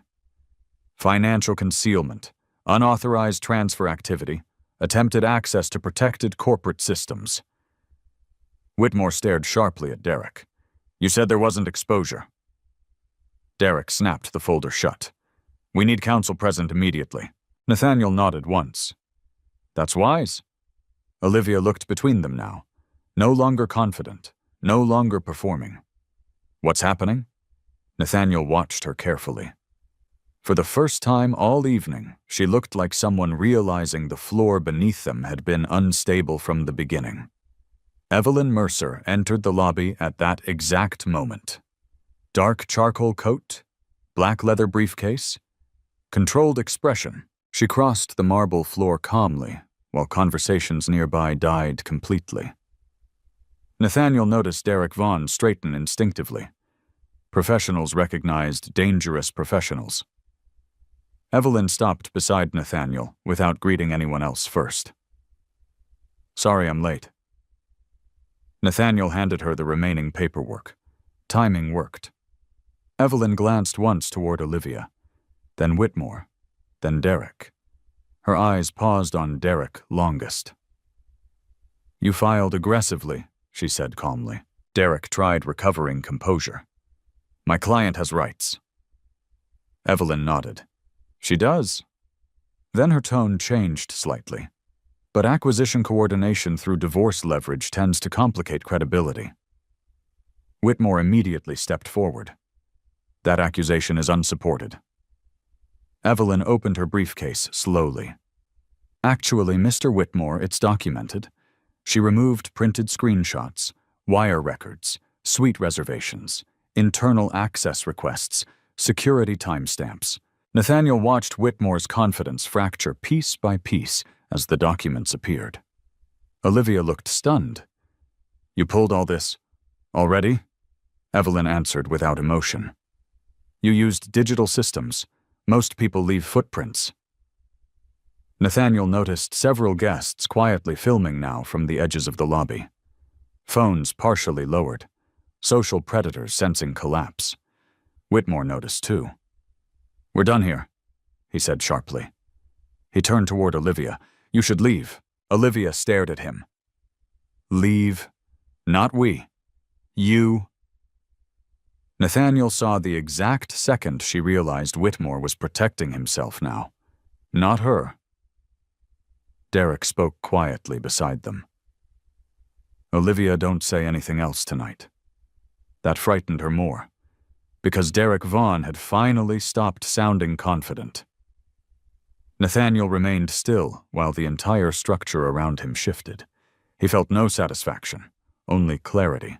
Years ago, during a brutal winter in Kentucky, Nathaniel learned something while sitting alone in a motel office after a pipe burst across 8 rooms. People only respected foundations after cracks appeared. Tonight, cracks appeared everywhere.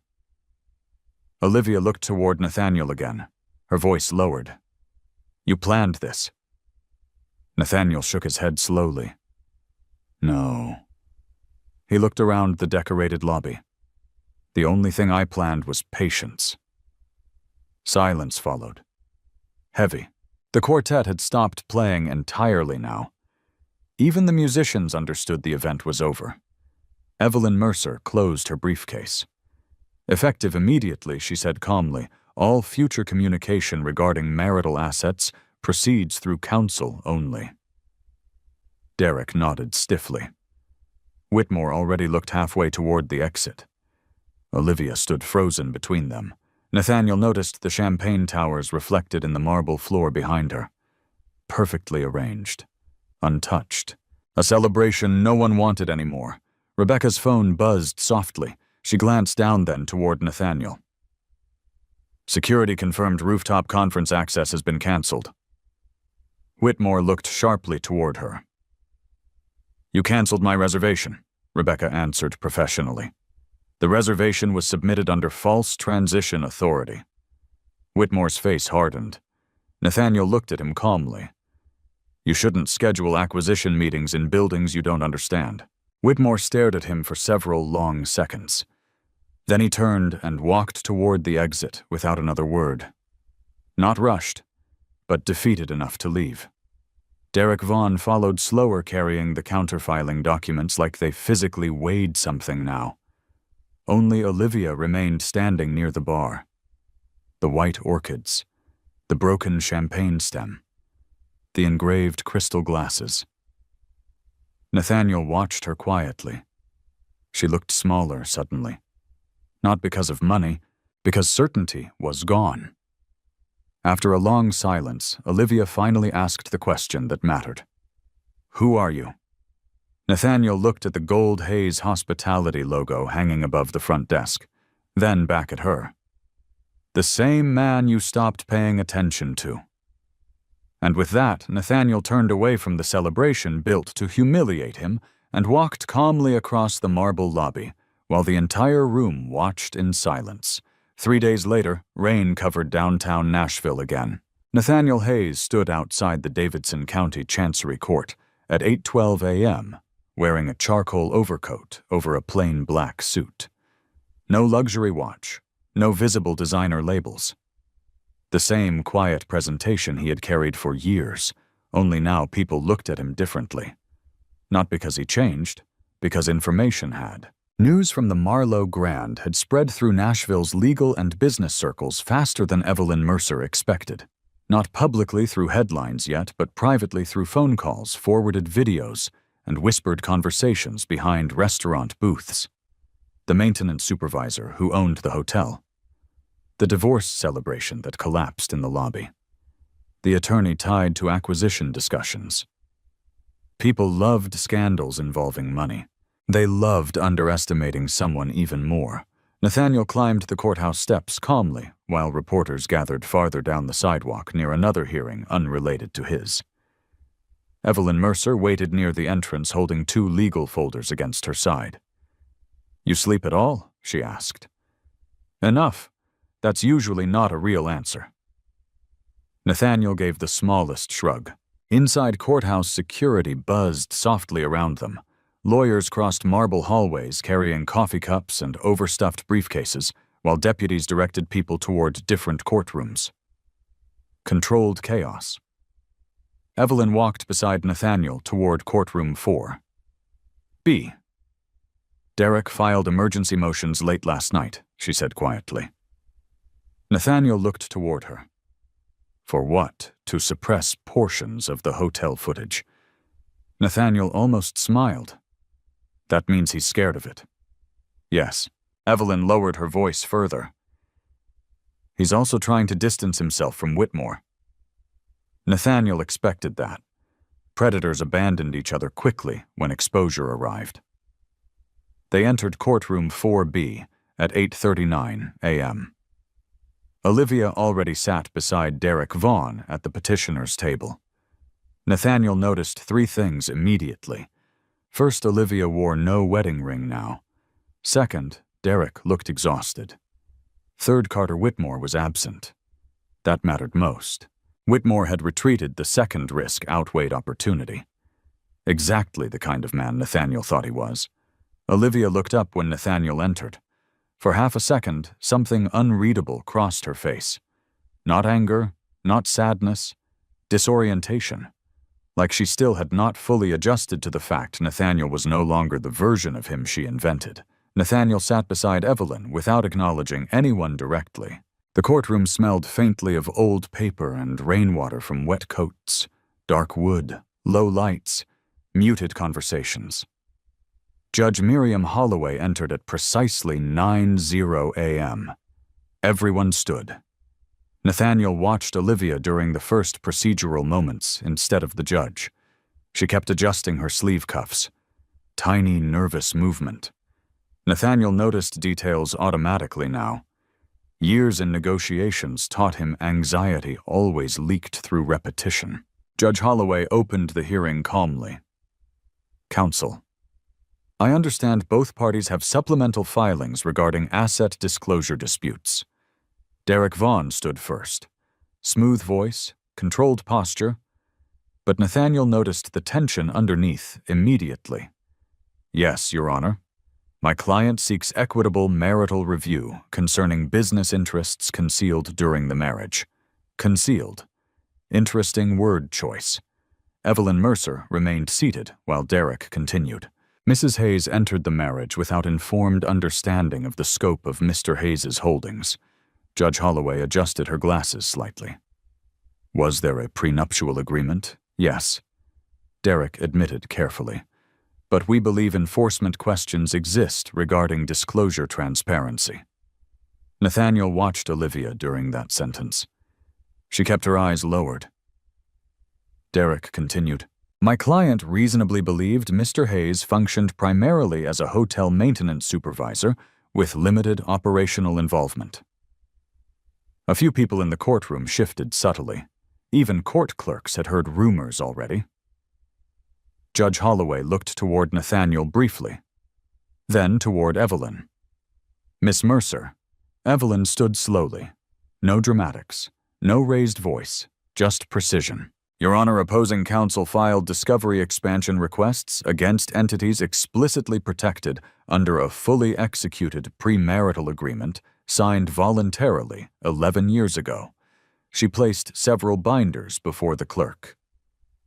Additionally, we are filing counterclaims involving unauthorized access attempts to protected corporate systems, coordinated financial concealment, and improper acquisition-related communications connected to marital proceedings. Derek rose immediately. Objection to characterization. Evelyn did not even look at him. Then let's discuss documentation. Nathaniel remained silent while Evelyn began laying out timelines with surgical clarity. Bank transfers to Atlanta, unauthorized credential requests, Suite 1704 meetings, shell company overlaps between Vaughn Capital Holdings and Whitmore Capital Partners. Judge Holloway's expression changed gradually from routine patience to focused concern. Derek interrupted twice. Each interruption made him look worse. Nathaniel noticed Olivia glance toward him after the second one, not trusting him anymore. Good. Evelyn opened another folder. We would also like to submit verified footage timestamps from the Marlowe Grand Security Archive. Derek stood again immediately. Your Honor, we object to inclusion pending privacy review. Judge Holloway looked directly at him.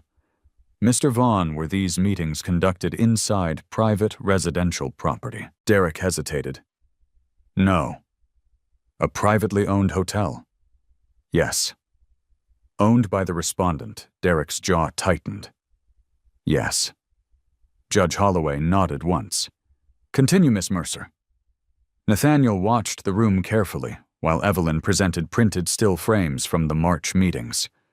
Not emotional photos, not affair evidence, business evidence, documents, timestamps, conversations regarding leverage and ownership exposure. That distinction mattered. Nathaniel never wanted revenge through humiliation. He wanted structure. Truth documented properly always carried more weight than emotional accusations. Evelyn finally turned towards the judge. Your Honor, this was never merely a dissolution proceeding. It was an attempted pressure campaign targeting protected corporate structures through marital access. Silence settled across the courtroom. Derek looked genuinely cornered now. Judge Holloway flipped through several pages slowly, then stopped. What is Vaughn Capital Holdings? Nathaniel finally looked directly at Derek. The attorney recovered too slowly before answering. A separate investment entity. Judge Holloway raised one eyebrow. Connected to you, yes, partially. And this entity attempted acquisition discussions involving Hayes Hospitality assets while you simultaneously represented Mrs. Hayes. Derek opened his mouth, closed it again. Nathaniel watched the exact second he realized there was no clean answer left. Olivia looked toward Derek sharply now. What does that mean? Derek did not answer her immediately. Another mistake. Judge Holloway's voice hardened slightly. Mr. Vaughn. Evelyn spoke before he could recover. We believe opposing counsel blurred legal representation with financial positioning opportunities connected to Mr. Hayes's portfolio. Nathaniel noticed several attorneys seated in the gallery exchange looks instantly. That accusation inside a courtroom carried weight, real weight. Olivia finally whispered toward Derek. You said this was normal. Nathaniel heard it clearly. So did Evelyn. So did the judge. Derek looked at Olivia like someone trying to contain a spreading fire. Nobody did anything illegal. Judge Holloway leaned back slowly. That remains to be determined. Nathaniel remained completely still. No satisfaction crossed his face, no triumph, because this was no longer personal emotion. It was structural collapse, the system functioning exactly the way it was supposed to. Evidence, documentation, procedure. Judge Holloway turned another page, then stopped again. What is this timestamp discrepancy? Evelyn stepped forward. Your Honor, metadata attached to the original filing appears inconsistent with the location data tied to opposing counsel's suite access records. The judge looked directly at Derek now. You altered filing preparation records? Derek's voice tightened. No. Evelyn slid another document forward calmly. Then perhaps counsel can explain why the document certification occurred while both parties were physically inside a hotel suite discussing acquisition strategy. The courtroom went silent again. Heavy this time. Nathaniel looked toward Olivia. Her face had changed completely now. Not victorious anymore. Not even angry. Just slowly understanding the scale of what she stepped into. Judge Holloway closed the file sharply. Mr. Vaughn, she said evenly, I strongly suggest you prepare detailed explanations before our next hearing. Derek said nothing, because there were no fast explanations left. Then the judge turned toward Nathaniel for the first time directly. Mr. Hayes. Nathaniel stood calmly. Your Honor, you've remained unusually restrained throughout these proceedings, Nathaniel answered honestly. I prefer evidence over arguments. Judge Holloway studied him for several seconds, then nodded once. That may have been wise. And for the first time since entering the courtroom, Nathaniel saw real fear cross Derek Vaughn's face. By the following Thursday, Nashville's business community had already chosen sides. Not publicly. Publicly, people still used careful language, complicated divorce, corporate misunderstanding, unfortunate legal overlap. But privately, the story spread exactly the way stories always spread among wealthy people. Fast, quiet, cruel. Nathaniel Hayes ignored all of it. At 6:15 a.m., he walked through the service corridors of the Marlowe Grand carrying a toolbox beneath one arm, while two kitchen employees argued softly about football scores near the freight elevator. The hotel smelled like coffee and fresh bread. Normal morning. That mattered to Nathaniel, because scandals only survived when they became larger than routine. He refused to let this become larger than routine. Rebecca Sloan caught up with him near laundry operations. You should probably see this. She handed him her phone. A business article from the Nashville Ledger filled the screen. Whitmore Capital halts regional hospitality expansion talks. Nathaniel read the first paragraph silently. Whitmore Capital had withdrawn from 2 pending acquisitions after internal restructuring concerns. Rebecca crossed her arms. Looks like Carter's running. Nathaniel handed the phone back. He's protecting investors. You sound almost sympathetic. Nathaniel adjusted the toolbox in his hand. I understand survival. That was true. Whitmore was not loyal. Whitmore was efficient. The second the risk became personal instead of profitable, he disappeared. Rebecca walked beside Nathaniel toward the elevator, and Derek Vaughn Nathaniel pressed the elevator button calmly. What about him? The Tennessee Bar opened a preliminary ethics inquiry. Nathaniel nodded once, no reaction beyond that. Rebecca watched him carefully. You really don't enjoy this, do you? The elevator doors opened. Nathaniel stepped inside.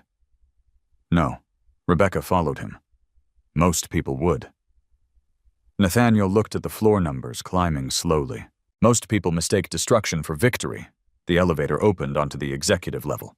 Outside floor-to-ceiling windows overlooked downtown Nashville beneath cold, gray skies.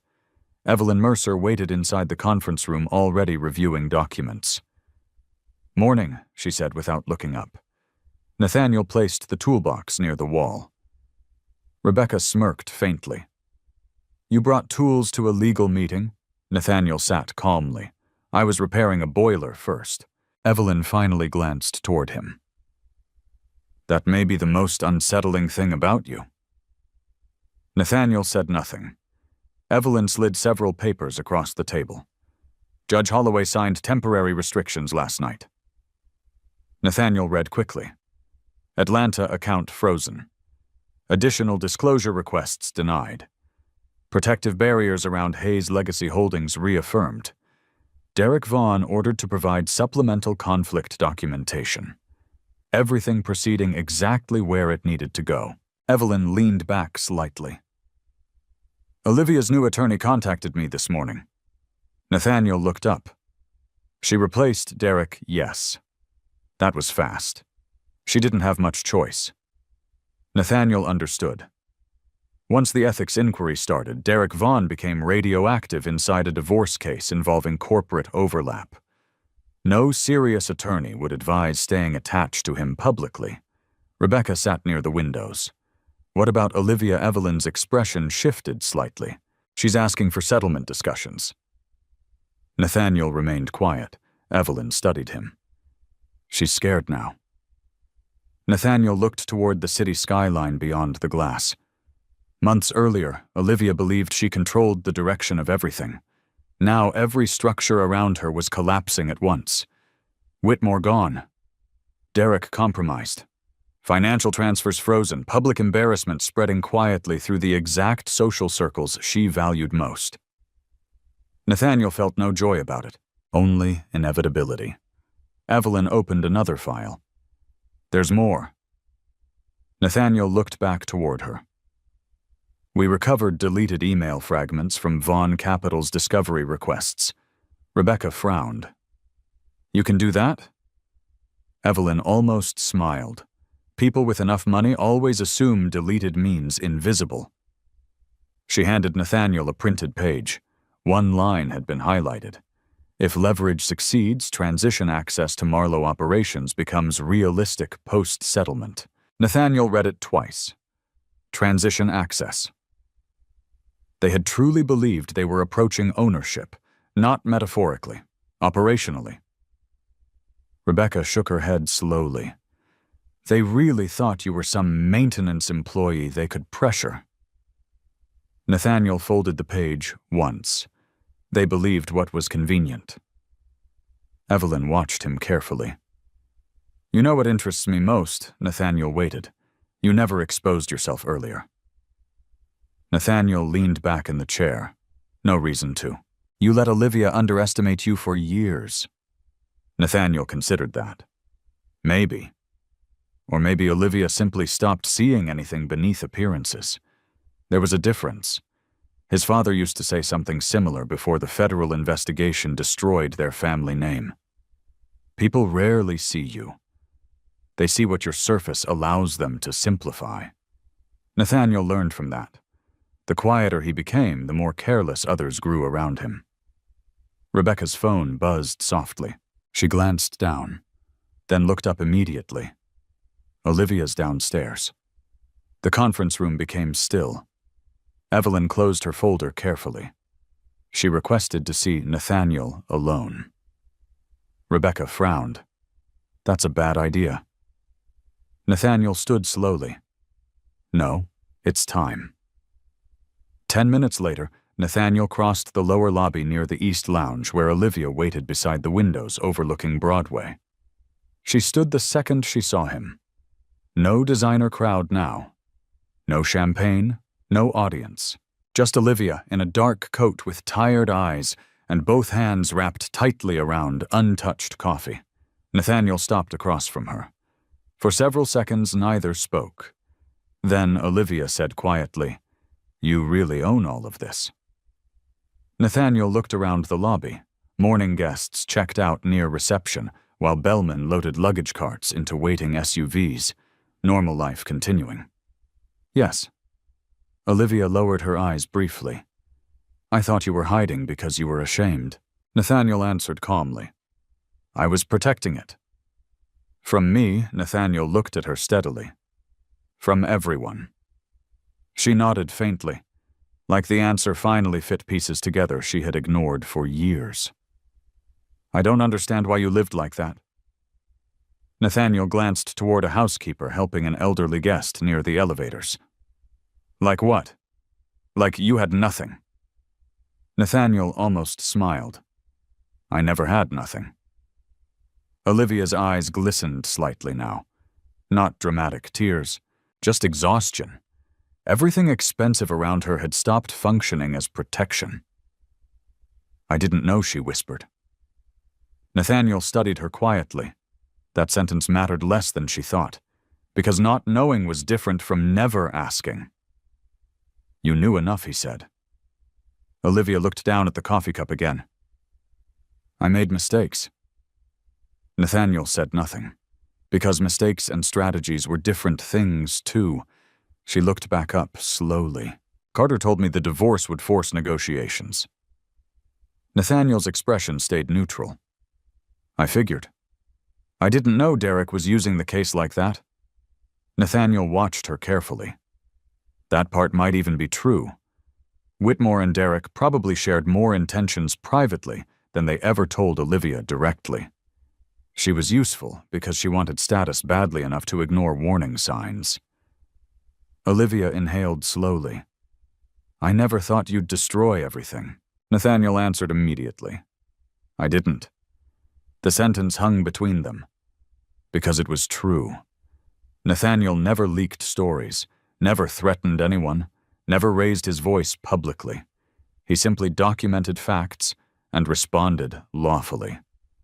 The collapse came from truth colliding with greed. Olivia looked toward the massive Gold Haze hospitality logo behind reception. Then back at Nathaniel. What happens now? Nathaniel considered the question honestly, then answered with the same calm he carried from the beginning. Now the system finishes what people started. Olivia stared at him silently. For the first time since filing for divorce, she finally seemed to understand something fundamental about Nathaniel Hayes. He never needed revenge, because patience already gave him leverage most people destroyed themselves against. The final hearing lasted less than 40 minutes. After weeks of filings, supplemental disclosures, ethics reviews, and financial audits, the actual end came quietly. No dramatic speeches, no courtroom explosion, just paperwork. Nathaniel Hayes sat beside Evelyn Mercer beneath the muted lights of courtroom 4B, while rain pressed softly against the courthouse windows. Across the aisle, Olivia sat with her new attorney, a cautious woman named Sandra Keene, who had spent most of the past 2 weeks trying to reduce damage rather than create leverage. Derek Vaughn was gone, officially withdrawn from representation, unofficially under investigation. Nathaniel never asked for details. He did not need them. Judge Miriam Holloway reviewed the final settlement documents one last time. The court recognizes Hayes Legacy Holdings and associated hospitality assets as protected separate property under valid premarital agreement. Her voice remained steady. Professional. The petitioner's claims regarding ownership interest are denied. Olivia lowered her eyes. Nathaniel watched quietly. No satisfaction. Only closure. Judge Holloway continued, unauthorized financial transfers previously identified have been addressed through agreed reimbursement structure. Nathaniel noticed Sandra Keene place one calming hand briefly on Olivia's wrist. A small human gesture inside a room filled with legal language. The court also notes no further disclosure expansion is warranted regarding protected corporate entities. Another ending. Another door closed. Judge Holloway finally looked directly toward Nathaniel. Mr. Hayes. Nathaniel stood calmly. Your Honor, you have requested no punitive damages beyond corrective financial adjustments. Is that still accurate? Yes. The judge studied him for a second. You understand you would likely prevail on additional civil claims if pursued. I understand. And you decline? Yes. Olivia looked toward him immediately. For the first time in weeks, genuine confusion crossed her face again. Not because Nathaniel could destroy her further, because he chose not to. Judge Holloway nodded slowly. Very well. Then she signed the final order. Just like that 11 years of marriage ended with the scratch of a pen against paper. No music, no applause, no revenge speech. Nathaniel sat back down quietly while attorneys exchanged final copies. Sandra Keene leaned toward Olivia, speaking softly. Olivia barely reacted. She looked exhausted now. Not physically, structurally. Like someone who built identity around surfaces only to discover surfaces collapse first. Court staff began organizing files. Chairs moved. Muted conversations returned. Normal courthouse rhythm resumed immediately. Nathaniel stood and buttoned his coat. Evelyn Mercer gathered the remaining documents neatly into her briefcase. That's it, she said quietly. Nathaniel nodded once. Yes. Evelyn studied him carefully. You really never wanted to humiliate her? Nathaniel looked toward Olivia across the courtroom. No, you could have. Nathaniel considered that honestly. Yes? He could have released footage publicly, destroyed reputations, dragged every detail through Nashville business circles.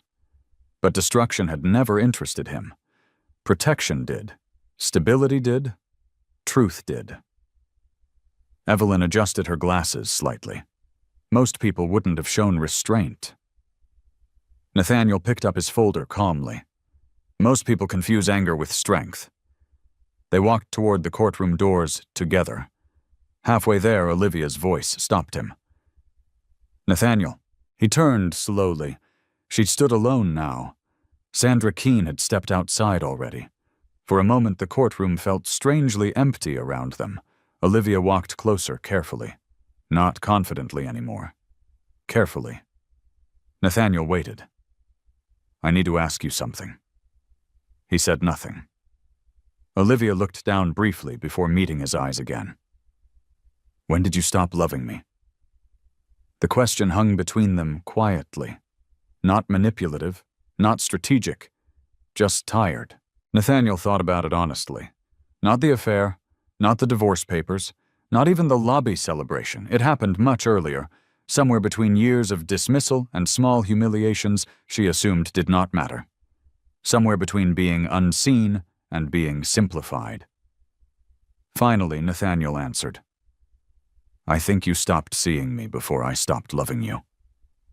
Olivia's expression tightened. No defense came this time, because she knew it was true. Nathaniel continued calmly. You fell in love with status. Then you decided I didn't have enough of it. She looked away. Tears threatened briefly, but never fully arrived.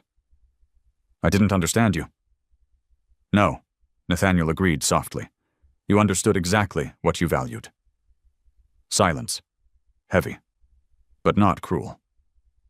Olivia glanced toward the courtroom windows, where gray rain blurred the city skyline beyond the glass. I thought ambition looked different. Nathaniel almost smiled. So did my father. That surprised her.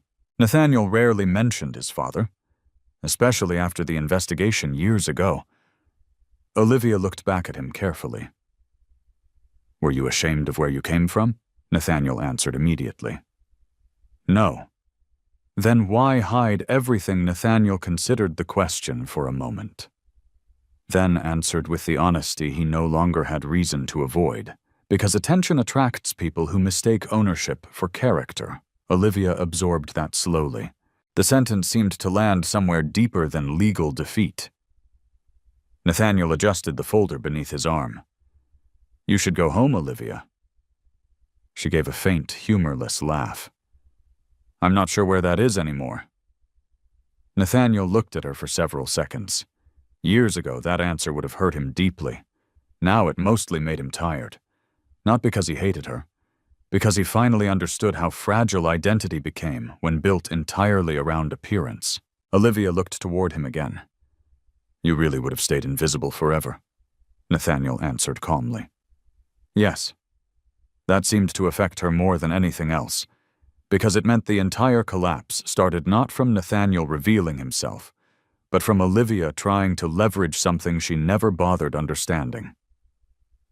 Nathaniel nodded once toward her. Then he walked out of the courtroom. The courthouse hallway buzzed with ordinary legal traffic outside, attorneys discussing custody schedules, clerks carrying files, families waiting on benches beneath fluorescent lights, normal lives continuing. Nathaniel exited into the cold Nashville rain without opening an umbrella. Evelyn walked beside him toward the courthouse steps. So she said quietly what now Nathaniel looked across downtown traffic moving through wet streets. The same thing as before. Work, yes. Evelyn almost laughed. "You're impossible." Nathaniel gave the smallest shrug. "Hotels don't run themselves." She stopped near the curb. "You know something?" Nathaniel looked toward her. "I think the scariest part about you is that none of this changed you." Nathaniel glanced toward the cloudy skyline. "No," he said quietly. "It just revealed other people." Evelyn watched him for a moment longer. Then she smiled faintly and walked toward her car. Nathaniel stood alone beneath the rain for several seconds before his phone buzzed. "Rebecca Sloan." He answered immediately. "Talk to me. You coming back to the hotel?"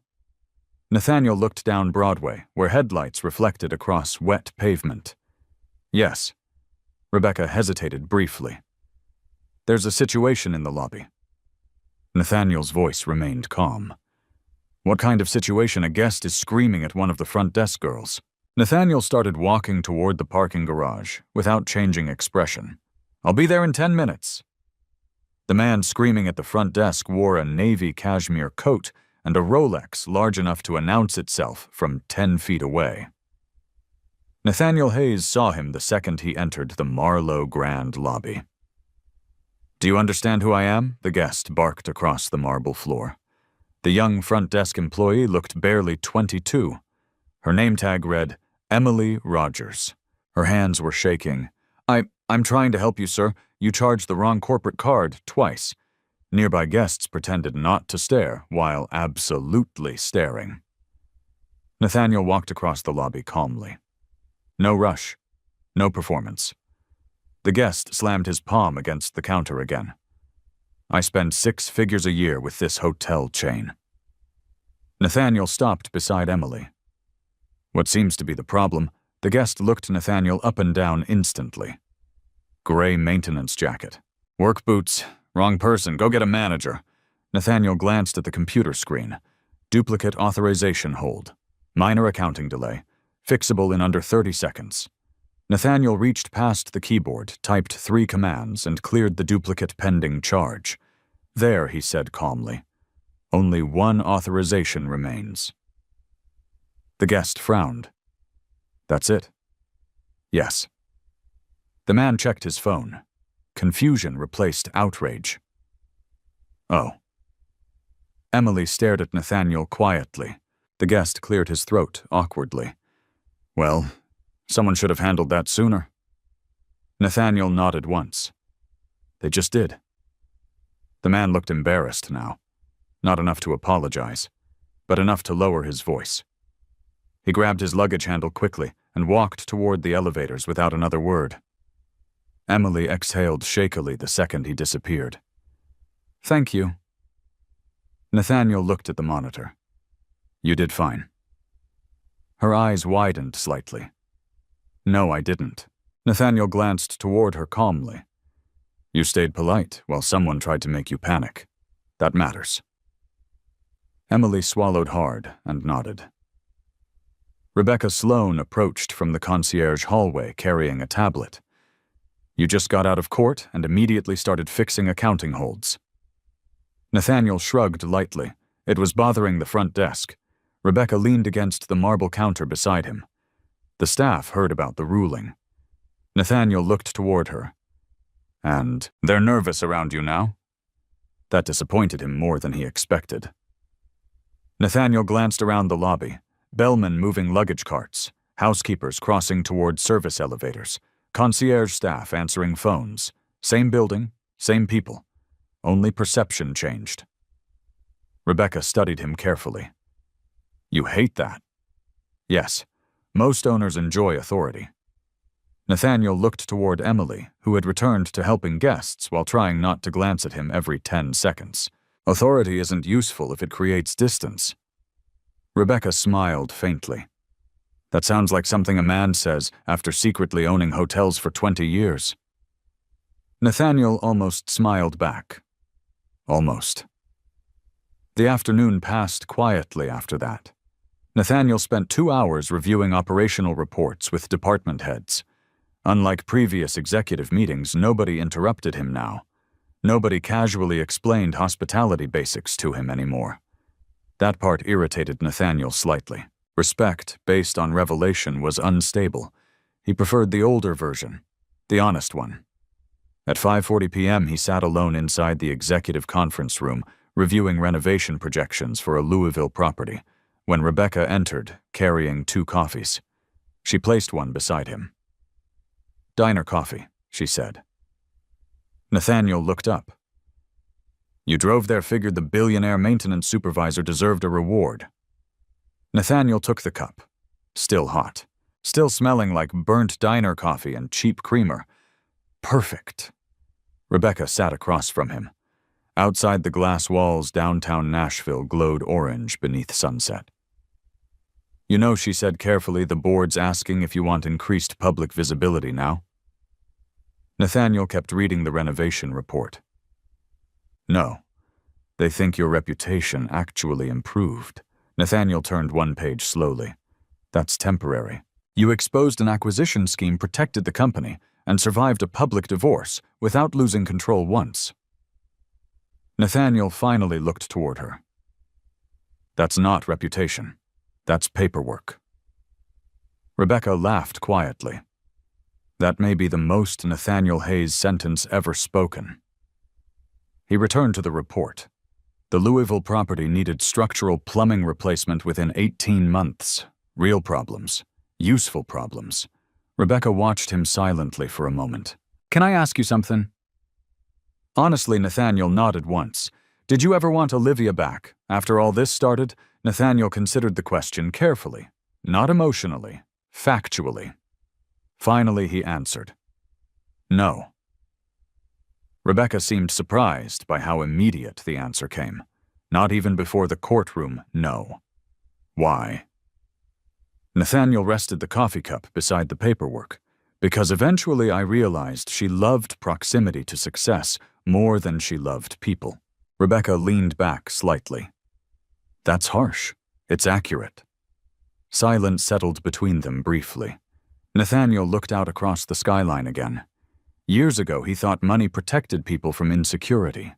Experience taught him the opposite. Money amplified whatever already existed underneath. Fear, greed, ego, emptiness. Rebecca broke the silence quietly.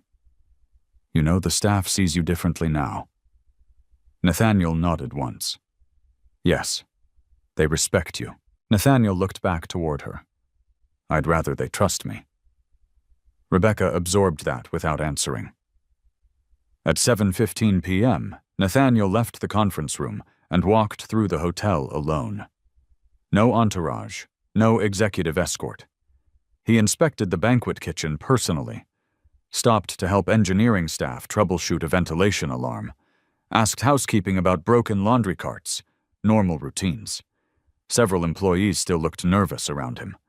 Nathaniel hated it. Wealth fascinated people too much. It distorted ordinary interactions. Near the service hallway, an older dishwasher named Luis stopped him carefully. Mr. Hayes. Nathaniel turned. Luis looked uncomfortable even using the title. "My daughter got accepted to Vanderbilt."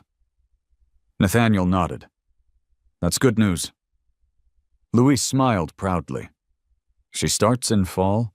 Nathaniel noticed worn exhaustion beneath the man's eyes immediately, working double shifts, probably terrified about tuition. How much are you short? Nathaniel asked. Luis blinked. What for first semester? Luis stared at him silently, then lowered his eyes. 8,000. Nathaniel pulled a card from his jacket pocket and handed it over. Talk to Rebecca tomorrow morning? Luis looked confused. Sir Hayes Hospitality Scholarship Fund covers employee family education assistance? Luis looked stunned. We have that. Nathaniel adjusted his jacket cuff.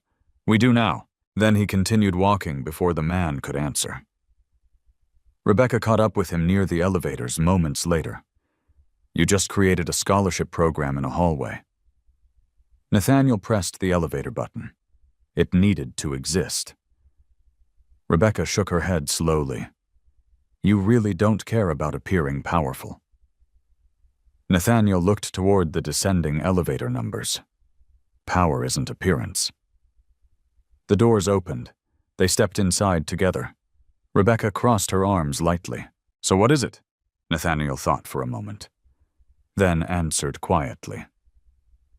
Responsibility. The elevator climbed toward the executive floor, while the city lights brightened beyond the glass atrium outside. For years, Olivia believed Nathaniel Hayes lacked ambition because he wore work boots and repaired boilers himself at midnight. But ambition was never the same thing as performance. Nathaniel understood that now more clearly than ever. Real ownership meant carrying pressure quietly so everyone else inside the building could breathe normally. When the elevator doors opened, Rebecca looked toward him again. One more thing. Nathaniel waited. The penthouse suite's available tonight if you want it. Nathaniel almost laughed softly. Instead, he shook his head. I'm eating at the diner across the street. Rebecca smiled, despite herself. Of course you are. Nathaniel walked alone down the executive hallway while the lights of the Marlowe Grand glowed warmly beneath him. The same hotel, the same floors, the same man. Only now everyone finally understood whose building they had been standing in all along. Some people spend their entire lives trying to look powerful. Bigger cars, louder voices, more attention. But real strength usually moves quietly. It wakes up early. It keeps promises. It builds things slowly while nobody is watching. Nathaniel never won because he was richer. He won because he stayed calm while everyone else became careless. He understood something most people learn too late. When someone underestimates you, you don't interrupt them. You let time reveal the truth for you. And maybe that's the hardest lesson in this story. Not everyone who walks beside you truly sees you. Some people only see status. Some only see appearances. But the people worth keeping in your life are the ones who notice your character long before they notice your success. In the end, Nathaniel didn't need revenge. He didn't need to destroy anyone publicly. The truth, patience, and preparation did that work on their own. If this story meant something to you, I'd really like to hear your thoughts. Have you ever been underestimated by someone who only judged your surface? Or have you ever realized too late that you misjudged someone else? Leave your story in the comments below. And if you enjoy quiet, powerful stories about betrayal, patience, and earned respect, subscribe to the channel. Tomorrow's story is about a janitor who overheard a conversation that cost a billionaire everything.